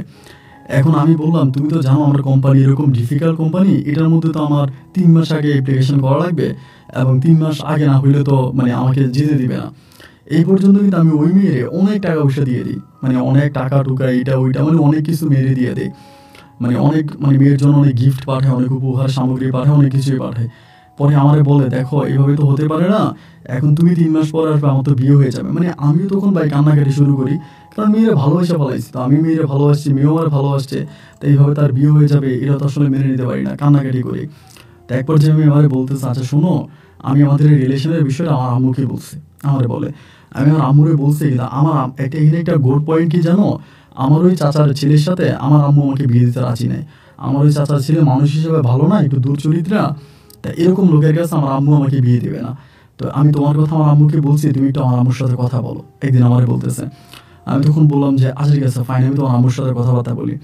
পরে আমি ওর আম্মুর সাথে কথাবার্তা বলি। ওর মা ছিল খুবই মানে মানে ধার্মিক একজন মহিলা, খুবই ধার্মিক, মানে ভালো একটা মহিলা। পরে আমারে বলতেছে যে বাবা, সব কথা মেনে নিলাম, তুমি আমার মেয়েরে পছন্দ করো, আমার মেয়েরে তুমি ভালোবাসো, এবং আমার মেয়েও তোমার ভালোবাসো, আমার মেয়ের এখন বিয়ে ঠিক হয়ে গেছে, এবং তুমি আমার কাছে কান্নাকাটি করে বলতেছো যে যেভাবেই পারি আমি যেন আমার মেয়ের বিয়েটা ভেঙে দিই। আচ্ছা আমি না হয় আমার মেয়ের বিয়েটাও ভেঙে দিব, কিন্তু তুমি কি আমার মেয়ের সাথে সবসময় এভাবে ফোনে কথা বলো, এরকম করে আমারে বলে। আমি বললাম হ্যাঁ, আমি অলওয়েজ হচ্ছে ওর সাথে ফোনে কথা বলি, আমরা দুজন অনেকটা ভালোবাসি। পরে বলে ওর মা কিন্তু আবার হজ করা, ওর বাবা মা দুজনেই হজ করছে, মানে লিলির বাবা মা। পরে আমাদের বলতেছে আমরা হজ করে আসছি, আমরা মানে হজ করা মানুষ, এখন আমাদের মেয়ে যে এভাবে রাত জেগে তোমার সাথে ফোনে কথা বলে বা ভিডিও কলে কথা বলে, এটা তো ওর জন্য পাপ, আমাদের জন্য যেমন পাপ, মানে আমার মেয়ের জন্য পাপ। তো বাবা এটা তো হতে পারে না, এখন তুমি তোমার পরিবারকে পাঠাও, এবং পরিবারকে পাঠাইয়া তুমি আগে এটা করো। অ্যান্ড মেয়ের সাইড থেকে বলতেছে, আম্মা তুমি কি বলতেছো, পরিবার পাঠাবে মানে ওর পরিবার পাঠালে কি আব্বা মেনে নিবে নাকি? মেয়ের মা বলতেছে হ্যাঁ, ওর বাবা তো মেনে নিবে না। আচ্ছা ঠিক আছে, আমি এখন কি করতে পারি? আমি তখন ওর ঠাস করে আমি নিজেই বলতেছি, আন্টি তাহলে আপনি আমাদেরকে মোবাইলে বিয়ে পড়াই দেন। মানে এমনিই বলতেছে, কারণ অনেকের বিয়ে তখন মোবাইলে হইতো। আমি বললাম আন্টি আপনি আমার মোবাইলে বিয়ে পড়াই দেন, তাহলে আপনি আমার মোবাইলে বিয়ে পড়াই দেন। ওই মহিলা তখন বলতেছে হ্যাঁ, এটা তো তুমি ঠিক কথা বলছো, মোবাইলে বিয়ে পড়াই দিলে যে তোমরা যে আর কথা বলবা, এতে আর পাপ হবে না, আর আমিও মেয়ের বাবার কাছে বলবো যে মেয়ের আমি বিয়ে দিয়ে দিছি। আমি তখন ওনার পায়ে ধরে বলতেছি, আপনার আল্লাহ দয়া, আপনি আমার তাহলে বিয়েটা করাই দেন। তিনি তখন আমারে বলে, আচ্ছা ঠিক আছে, তাহলে 2-3 দিন মানে একটা ডেট দেয়, যে ওই ডেটে তুমি তোমার বন্ধু বান্ধবদেরকে নিয়ে থাকো, আমি আমার মেয়ের পরিবার নিয়ে আমি এখানে থাকবো, উপস্থিত থাকবো, আমার আত্মীয় স্বজন নিয়ে, তাহলে আমি ভিডিও কলে তোমার সাথে মেয়ের বিয়ে পড়াই দিব। আমি তো তখন অনেক বেশি খুশি, আলহামদুলিল্লাহ, তাই তো আর কোনো কথাই নেই। অ্যান্ড সেদিন তখন আমার কিছু লোকজন আছে, আমার কোম্পানির লোকজন, তাদেরকে আমি দাওয়াত করলাম, আমি পায়জামা পাঞ্জাবি পাগড়ি পরলাম, এবং ভিডিও কলের মাধ্যমে তখন আমি লিলিকে বিয়ে করি, মানে ভিডিও কলের মাধ্যমে লিলিকে বিয়ে করি। এবং লিলিকে বিয়ে করার পরে লিলির মা সেখানে থাকে, আরও কয়েকজন মহিলা থাকে, লিলির কয়েকটা বান্ধবী থাকে, সবার মাধ্যমে বিয়ে হয়। বিয়ে হওয়ার পরে লিলির বাবা তখন ওকে বলে দেয়। পরে ওর বাসার মধ্যে খুব ঝামেলা হয়, মানে ওইদিকে না যাই, মানে ওর বাসায় প্রচুর ঝামেলা হয়। ওর আব্বা আম্মা, মানে ওর আব্বা ওকে আর ওর মার ঘর থেকে পর্যন্ত বের করে দেয়, মানে বাসা থেকে বের করে দেয়, যে তুমি আমাদের বাসায় থাকবে না, মানে বাসা থেকে পর্যন্ত বের করে দেয় ওর আম্মুকে। ওর আম্মু আর ও হচ্ছে ও নানু বাড়িতে চলে যায়। ও নানু বাড়ি ছিল পুরান ঢাকায়, মানে পুরান ঢাকায় চলে যায় শেষ পর্যন্ত, ওর আব্বুর বাসা থেকে বেরিয়ে যায়। পরে আমি তখন এইভাবে 3 মাস আগে আমি তখন অ্যাপ্লিকেশন করে ফেলি, এবং 3 মাস পরে আমার তখন ছুটি অ্যাপ্রুভ হয়ে যায়, মানে আমার ছুটি অ্যাপ্রুভ হয়, এবং অ্যাপ্রুভ হলে পরে আমি তখন দেশে যাবো, আমি টিকিট কাটি। পরে তন্নি খুব কান্না, মানে আপনার লিলি খুব কান্নাকাটি করতেছে যে তুমি তাড়াতাড়ি আসো, আমার তো থাকতে পারতেছি না, ফ্যামিলিতে অনেক সমস্যা, তুমি আসলে পরে আমি আমার আব্বুর কাছে তোমাকে নিয়ে যাব। পরে আমি যখন এইভাবে বলে, তখন আমি এয়ারপোর্টে আসি। আমি তো আমার আব্বা আমাকে ফোন দিই না, মানে আব্বা আমাকে ফোন করি না বলতে, আমি তাদেরকে বলি যে আমি ঢাকায় আসতেছি, আমি এয়ারপোর্টে আসতেছি, মানে আমি দেশে আসবো এটা বলি, কিন্তু ডেটটা বলি না যে কবে আসবো। পরে ডেটটা আমি শুধু লিলিরে বলি এবং লিলির আম্মুরে বলি, তখন তারাই আমার সব কিছু। লিলি আর লিলির মা ছাড়া আমি সেই মুহূর্তে আর কোনো কিছুই বুঝতাম না, ওনাদের সাথে সারাক্ষণ কথাবার্তা বলতাম, এবং ওনারাই আমাকে নিজের ছেলের মতো আদর করতাম। লিলির ভাই ছিল না, লিলির মা বলতো তুমি শুধু আমার মেয়ের জামাই না, তুমি আমার সব কিছু, মানে উনি আমার সাথে অলওয়েজ মানে নিজের ছেলের মতো করে কথাবার্তা বলতো। যাই হোক, এরকম করতে করতে পরে আমি ঢাকাতে আসি, এয়ারপোর্টে আসি। এয়ারপোর্ট আসার পরে লিলির মা আমাকে, মানে লিলি আমাকে রিসিভ করতে আসে, লিলির আম্মু না, লিলি আরেকটা মেয়ে আমাকে রিসিভ করার জন্য আসে, এবং আমি এয়ারপোর্টে রিসিভ করি, মানে ওদের সাথে কথাবার্তা বলি। বলে আমাকে বলে যে তুমি কি এখনই চলে যাবা, নাকি আজকে রাতে থাকবা আমাদের বাসায়? আমি বললাম না, রাতের বেলা এখন আর যাবো না, আমি কিন্তু বিকেলে আসছি, মানে বাংলাদেশে যখন ল্যান্ড করছি, মানে এয়ারপোর্ট থেকে বের হইতে প্রায় 4:30টার মতো বেজে গেছে, 4:30 বেজে গেছে। ওই সময়ের মধ্যে আমি তখন বেরোয়ার পরে ও আমার বলতেছে তাহলে আমাদের বাসায় চলো, আমাদের বাসায় চলো, আম্মুর সাথে দেখা টাকা করবা, এরপরে না হয় তুমি কালকে চলে যাও, রাতের বেলা রিস্ক নিয়ে যাওয়ার দরকার নেই। পরে এই মেয়ের সাথে ও মেয়ের বান্ধবীর সাথে আমি তখন হচ্ছে ওদের বাসায় যাই, পুরান ঢাকা, ওর নানু বাড়িতে। এবং যাওয়ার পরে লিলির আম্মা তো আমাকে দেখে অনেক এক্সাইটেড, মানে আমাকে জড়াই ধরে আমি ওনার পা ধরে সালাম করি এবং আমি লিলিরে বলি, লিলি আজকে তো আমাদের বাসর ঘর, আমরা তো বিয়ে করছি, তাহলে আমি তোমার সাথে আজকে বাসর করবো, মানে এরকম করেই বলতেছে। ওরা দেখার পরে মানে আমার আর তর শুইতেছে না। ও আমার বলে, তাইলে যাও ফুল কিনে নিয়ে আসো। আমার ঠিক আছে, আমি নিতে যাচ্ছি। বলে, না তুমি যেও না, তুমি তো চিনবা না, আমাদের বাসায় একটা ছেলে আছে, মরে নিয়ে ফুল কিনে নিয়ে আসি, কিন্তু খবরদার আমার আম্মুকে বলতে পারবা না। আম্মুরে বললে কিন্তু আম্মু মাইন্ড করবে, আম্মু কিন্তু এটা ওভাবে নেবে না। আম্মু বলছে বিয়ে হয়েছে ঠিক আছে, এরপরও পারিবারিকভাবে আগে বিয়ে হবে, এরপরে সব কিছু। তাই আমি বললাম আচ্ছা ঠিক আছে, সমস্যা নাই। পরে একটা ছেলের ও পাঠাইছে, ছেলে ফুল টুল নিয়ে আসলো। ও তখন গোপনে ও রুমের মধ্যে মানে পুরো ঘরটাকে সাজাইছে, সাজিয়ে আমার একটা রুম দিছে, বলে এই রুমে তুমি ঘুমাবা, রাতের বেলা আমি যখন ফোন দিব তখন তুমি এই রুমে আইসো, আমি বাসর ঘর রেডি করে ফেলি। আমি বললাম ঠিক আছে। তা আমি তো ভাই অনেকটা পথ জার্নি করে আসছি, সন্ধ্যার দিকে আমি গোসল টোসল করে ফ্রেশ হয়ে একটু হালকা নাস্তা করলাম, করে আমি শুয়ে গেছি, আমার ঘুম চলে আসছে। রাত্রে প্রায় 11:30টার দিকে তখন আমারে ফোন দিছে, কল দিয়ে আমারে বলতেছে যে মিনহাস আমার রুমে চলে আসো। আমি বললাম তোমার আম্মু? বলে আম্মুকে আমি ম্যানেজ করছি, তুমি আমার রুমে আসো, আমরা একসাথে থাকবো। এই কথা বলার পরে আমি এই রুম থেকে বের হয়ে মানে ওর রুমে গেলাম, এবং ওর রুমে যাওয়ার পরে আমি অবাক হয়ে গেলাম যে ও তো ফুল টুল আনছে এবং এইসব দিয়ে ও পুরো ঘরটাকে সাজানোর কথা, মানে ঘরটাকে সাজিয়ে দেওয়ার কথা, কিন্তু এখন দেখি যে ঘর কোনো সাজাই নেই, মানে ঘরকে সাজায় নেই। এবং এই রুমে যাওয়ার পরে ও মানে খুব মানে মুখ কালো করে বসে আছে। পরে আমি বললাম যে কী ব্যাপার, তুমি মুখ কালো করে বসে আছো কেন? পরে বলে এদিকে আসো। আসছি এবং আইসা পরে আমি ওর মানে খাটের উপরে বসছি, এবং খাটের উপরে বসার ঠিক 2 থেকে 3 মিনিট পর ও কারে জানি কল দিল। কল দেওয়ার পরে ওর মা তখন রুমে ঢুকলো, এবং রুমে ঢুকার সাথে সাথে ওর মায়ের সাথে আমি তন্নিকে দেখতে পাচ্ছি। আপনার হয়তো মনে আছে আমি কোন তন্নির কথা বলেছিলাম, যে তন্নিকে আমি ঢাকা শহরে বিক্রি করে দিয়েছিলাম এক দালালের কাছে 2 লক্ষ টাকা দামের। এবং তন্নি আমাকে ওইখানে দেখা মাত্রই ও জুতা দিয়ে আমাকে ওইখানে মারতে শুরু করে ওইখানে। এবং ওই মুহূর্তে আমি তখন লিলির পা জড়ায় ধরে বলি, লিলি আমারে বাঁচাও। ওই বাসর ঘরের মধ্যে লিলি কিন্তু তখন আমার বউ ছিল, আর আমি তো ওর মোবাইলে বিয়ে করছি। আমি ওর পা ধরে বলতেছি, লিলি তুমি আমারে বাঁচাও, মানে যে ঘরের মধ্যে ওই ঘরে। লিলি তখন আমাকে একটা লাথি দিয়ে ওর মায়ের পাশে গিয়ে দাঁড়ায়। ওই মুহূর্তে আমাকে কুকুরের মতো এলোপাতাড়ি মারতে থাকে তন্নি। এবং এই মাঝে কয়েকটা ছেলে ঢুকে যায়, 8-10টা ছেলে ঢুকে আমার ঘরের মধ্যে খাটের সাথে স্ট্যান্ডের সাথে আমাকে বেঁধে ফেলে, এবং বেঁধে ফেলে যে যার মতো আমাকে বেদর পিটাচ্ছে। এবং পিটানোর পরে তখন লিলি আমারে বলে, তোরে ধরতে বহু কষ্ট হয়েছে, তুই যে কত বড় চালাক, তোর চালাকরে ধরতে আমার অনেক কষ্ট হয়েছে। এই তন্নি আমার আপন মামাতো বোন, তন্নি আমার মামাতো বোন, তুই আমার মামাতো বোনের ঢাকাতে এনে বিক্রি করে দিছিস, আর তোর মতো নিকৃষ্ট কোনো ছেলে হতে পারে না। আমি তোরে এমন শিক্ষা দিব যাতে সারা জীবন তুই ভিক্ষা করে খাস। আমি তখন বলি লিলি আমার এত বড় ক্ষতি করে না। ও আমার বলে তোর বাপের নাম্বার দে, এবং গলা চেপে যখন আমার ধর, আমি যখন আমার আব্বার নাম্বার দিই তখন আমার আব্বাকে ফোন করা হয়। এবং আব্বাকে ফোন দিলে আব্বা আমার সবাই তো কান্নাকাটি শুরু করে, কারণ সবাই তো জানে আমি কাতারে। মানে আব্বা প্রথমে বিশ্বাস করতেছে না, আব্বা মনে করতেছে যে আমার সাথে প্রতারণা হয়েছে, মানে আব্বুর সাথে প্রতারণা করতেছে, আমি তো কাতারি, মানে আমার আব্বার কাছ থেকে ব্ল্যাকমেল করে টাকা পয়সা নিবি, এরকম হতে পারে। পরে আব্বা ভিডিও কল দেয়, ভিডিও কল দিলে পরে তনি তো মানে লিলি তখন আমাকে দেখাই দেয় যে দেখ তোর ছেলের চিনতে পারস কিনা, কালকে সকালে তোরা আয়। এবার আমার আব্বার সাথে তুই তাই করে ব্যবহার করে, এবং পরের দিন আমার আব্বা, আমার আম্মা এবং মানে আরও কয়েকজন লোক মিলে তখন আসে, এবং তাদের সাথে ওই তন্নির আব্বা আম্মাও আসে। তন্নির আব্বা আম্মা তখন গ্রাম থেকে আনা হয়। আনার পরে আমার আব্বা আমাদের এলাকার মেম্বারকে সহ নিয়ে আসে, মানে ওই মেম্বার আমার আব্বার সাপোর্টে ছিল। মেম্বারকে তখন নিয়ে আসে, এবং নিয়ে আসার পর আব্বা তো আমাকে এই অবস্থার মধ্যে দেখে আব্বা বলে যে আমি তোরে কাতার পাঠাইছি, তুই দেশে তো কম কলঙ্কিত করিস নাই, দেশে তো তুই একবার তোর পারুল ভাবির সাথে যা করলি, এরপরে তুই মানে কম অঘটন ঘটাস নাই, তোরা আমি বিদেশে পাঠাইছি। আমি ভাবছিলাম তুই ভালো হয়ে যাবি, আমি মনে করছিলাম তুই ভালো হয়ে যাবি, কিন্তু তুই ভালো হইলি না, তুই আরও খারাপ হইলি।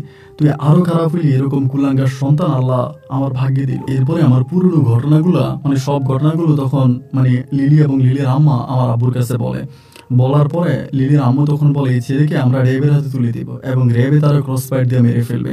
তখন ক্রস ফায়ারের একটা সময় ছিল, মানে প্রচুর মানুষকে ক্রস ফায়ার দেওয়া হতো। পরে আমার মা তখন ওনার পায়ে ধরে ধরে বলে যে আমার একটা ছেলে, আমার ছেলেটাকে মাইরেন না, আপনারা যা বলেন তাই শুনবো। পরে তন্নির আব্বা আমাকে জিজ্ঞেস করে, তন্নির আব্বা মা তখন কান্নাকাটি করে, মানে ওনারাও কান্নাকাটি করে। পরে আমার আব্বা বলে তোমরা যা বলবা আমি তোমাদের সব কথাই শুনবো, আমার ছেলেটারে মাইরো না। পরে বলে তাইলে আপনি তন্নিরে মাইনা তন্নিরে ঘরে নিতে হবে, আপনার ছেলের তন্নিরে বিয়ে করাবেন, এবং বিয়ে করাইয়া তন্নিরে ঘরে নিতে হবে, এবং তন্নিকে 50 লক্ষ টাকা কাবিন দিতে হবে। 50 লক্ষ টাকা কাবিন দিতে হবে, যাতে আপনার ছেলে তন্নিকে ছাড়তে না পারে, এবং 50 লক্ষ টাকা কাবিন দিয়ে আপনি তন্নিরে ঘরে নিয়ে যাবেন। এগুলো যখন আমাকে বলা হলো, বলার পর আমার আব্বা বলে আমি রাজি আছি, আলহামদুলিল্লাহ। এবং ওই দিনে দুপুরবেলা 50 লক্ষ টাকা কাবিনে ওই এলাকার এক কাজী অফিসের মাধ্যমে আমার তখন তন্নির সাথে মানে বিয়ে হয় নতুন করে। লিলির সাথে বিয়ে তো আমার এটা একটা মানে লিলির একটা প্রতারণা ছিল। পরে তন্নিকে আমি বিয়ে করি এবং বিয়ে করে আমি তখন আমার বিদেশে লাকি স্টেক, তোরা কিন্তু আমার কোনো মালামাল নিয়ে যায়নি, আমার কোনো টাকা পয়সা নিয়ে যায় নাই।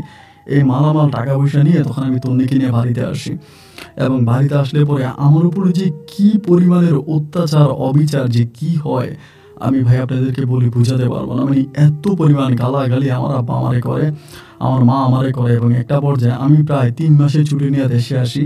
আমি 5 দিন থেকে আমার আব্বা আম্মারে না বইলা আমি টিকিট কেটে আমি আবারও পুনরায় কাতারে চলে যাই, আমার আব্বা আমাকে না বইলা।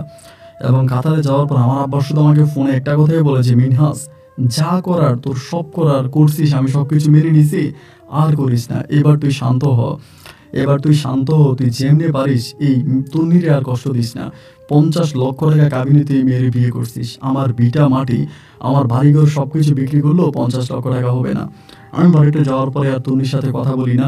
এরকম করে 1 দিন 2 দিন 3 দিন প্রায় 5-6 মাসের মতো কেটে যায়, আমি তন্নির সাথে কথা বলি না। আমার আব্বা আম্মা বলে তন্নির সাথে কথা বল, তন্নির সাথে অ্যাডজাস্ট হয়ে নে, এরকমভাবে কথাবার্তা না বললে পারিবারিকভাবে আরও সমস্যা দেখা দিবে, আরও প্রবলেম দেখা দিবে, তুই তন্নির সাথে কথাবার্তা বল। কিন্তু আমার কথা হচ্ছে আমি মেয়ের সাথে কথাবার্তা বলবো না। অ্যান্ড ওই সময় আমি রাসেলের সাথে মাঝে মাঝে কথা বলতাম, রাসেলে বলতাম যে রাসেল আমার এমনি ধোকা দিছে। রাসেল আমার বলে তন্নি মেয়েটা আসলেই ভালো না, তুই তো আর এই মেয়েরে ভালোবাসিস নয়, এই মেয়ে জোর করে তোর প্রেমের ফাঁদে ফেলাইছে বা তোর সাথে ভালোবাসাবাসির নাটক করছে, এরপরে তোর জীবনটা এমনি নষ্ট করে দিল। তুই দেখতে শুধু খুব হ্যান্ডসাম একটা ছেলে, তুই তো অনেক ভালো একটা সুন্দরী মেয়ের বিয়ে করতে পারতি, অথচ এরকম একটা মেয়ের বিয়ে করে তোর জীবনটা নষ্ট হয়ে গেল। মানে রাসেল আমাকে এগুলা মানে বুঝাইতো বা আমি রাসেলের কথা মতো এগুলো শুনতাম। এবং এরকম করে সময়গুলো কাটতে কাটতে একটা পর্যায়ে আমি রাসেলের অফার করলাম যে বন্ধু আমি তোকে কিছু টাকা দিব। মানে রাসেল ওই সময় বেকার ছিল, ও পড়াশোনা করে একদম বেকার হয়ে গেছে, ও চলতে পারতেছিল না, ওর কাছে টাকা পয়সা নাই। আমি ওরা টাকা ঢুকে দিয়ে একদিন ওরা প্রস্তাব দিলাম, তুই একটা কাজ কর, তুই যেমনি পারস তন্নির গায়ে একটু কলঙ্ক মাইখা দে, তন্নির গায়ে যদি একটা কলঙ্ক মাইখে দিতে পারিস আমি তোর কথা দিলাম আমি তোর কাতারে নিয়ে আসবো। ও আমার বলে তাহলে তন্নির গায়ে কেমনে কলঙ্ক মাখবো? আমি বললাম আমি তোর একটা কবিরাজের বাড়িতে পাঠাবো, এই কবিরাজের বাড়ি থেকে তুই তন্নির জন্য তাবিজ আনবি, পানি পরা আনবি, আইনে এগুলো তন্নিরে খাওয়াবি এবং তন্নিরে খাওয়াইলি তুই যা বলবি তন্নি তাই শুনবে। এরপরে তন্নির সাথে তুই একটা অবৈধ সম্পর্ক করবি এবং করার পরে তন্নির যেহেতু কলঙ্ক হবে, কলঙ্ক হইলে পরে আমি তন্নিরে মানে ছেড়ে দিব, মানে ওই কলঙ্ক দিয়ে আমি তন্নিরে ছেড়ে দিব এবং তোর যে কলঙ্কটা হবে সেটার জন্য আমি তোরা কাতা নিয়ে আসবো এবং আমি তোর এটা লিখিত দিব। এই বলে আমি ওর মানে আরও কয়েকজন লোকের মাধ্যমে এবং ওর জন্য আমি সেই সময় 3 লক্ষ টাকাও পাঠাই, মানে রাসেলের জন্য, যেহেতু আমি তোর 3 লাখ টাকা দিছি, এই টাকাটা দেওয়া হইলো তুই তন্নির গায়ে একটা কলঙ্ক মাইকে তুই তন্নিরে সরা। মানে আমার চিন্তা ভাবনা হচ্ছে তন্নি যদি এখান থেকে সরে যায় তাহলে আমি এরপরে আরেকটা বিয়ে করব, আরেকটা দেখে শুনে একটা সুন্দর মেয়েকে আমি বিয়ে করব। এবং এই কথা বলার পর আবার আমার এই গ্রুপের সাথে আমার মাও কিন্তু জড়িত আছে। আমি মারেও বলছি, মাও তখন এই রাসেলের সাথে কথাবার্তা বলেছে, ঠিক আছে এই মেয়েটার উপরে কলঙ্ক মাইকে মেয়েটার পরিবার থেকে বের করতে হবে। এরকম করতে করতে পর আমি রাসেল ওই কবিরাজের বাড়িতে পাঠাই এবং পাঠাইলে ওই কবিরাজের বাড়ি থেকে রাসেল পানি পরা, তাবিজ পরা এবং এটা ওইটা নিয়ে আসা আমার আম্মারা দেয়। আমার আম্মা এই জিনিসগুলো তখন তন্নিরে খাওয়ায় এবং তন্নিরে খাওয়াইলে পরে বেশি দিন সময় লাগে না, তখনই মানে তন্নির প্রতি রাসেল মোটামুটি অনেকটা দুর্বল হয়ে পড়ে এবং তন্নির প্রতি রাসেল দুর্বল হয়ে পড়ে। মানে একদিন রাতের বেলায় আম্মু রাসেলরে বলে যে তুই তন্নির ঘরে আসবি, ওই দিন রাতে আমি তন্নির আর তোরা একসাথে ধরবো, এটা আমার আম্মু বলে। বলার পরে রাসেল বলে আচ্ছা ঠিক আছে আন্টি আমি আজকে রাতে তন্নির ঘরে যাব।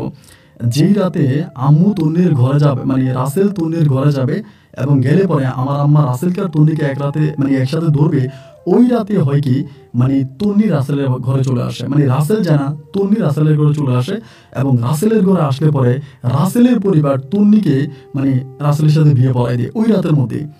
মানে আমি চাইলাম মেঘ, হয়ে গেল বৃষ্টি। আমি আমার আম্মারে বললাম কি গো মা এটা কি ধরনের কথা, এটা কিভাবে হইলো?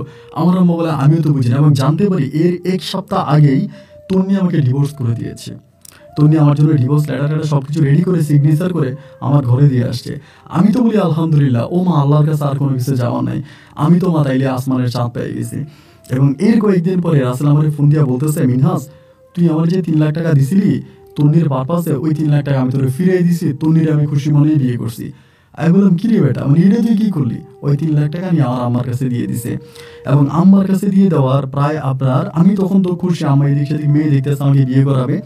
ওই অবস্থার মধ্যে তখন হলো কি যে আপনার কিছুদিন পরে মানে এর কিছুদিন পরে আমি জানতে পারি রাসেলের নাকি ইতালির বিষয় হয়ে গেছে।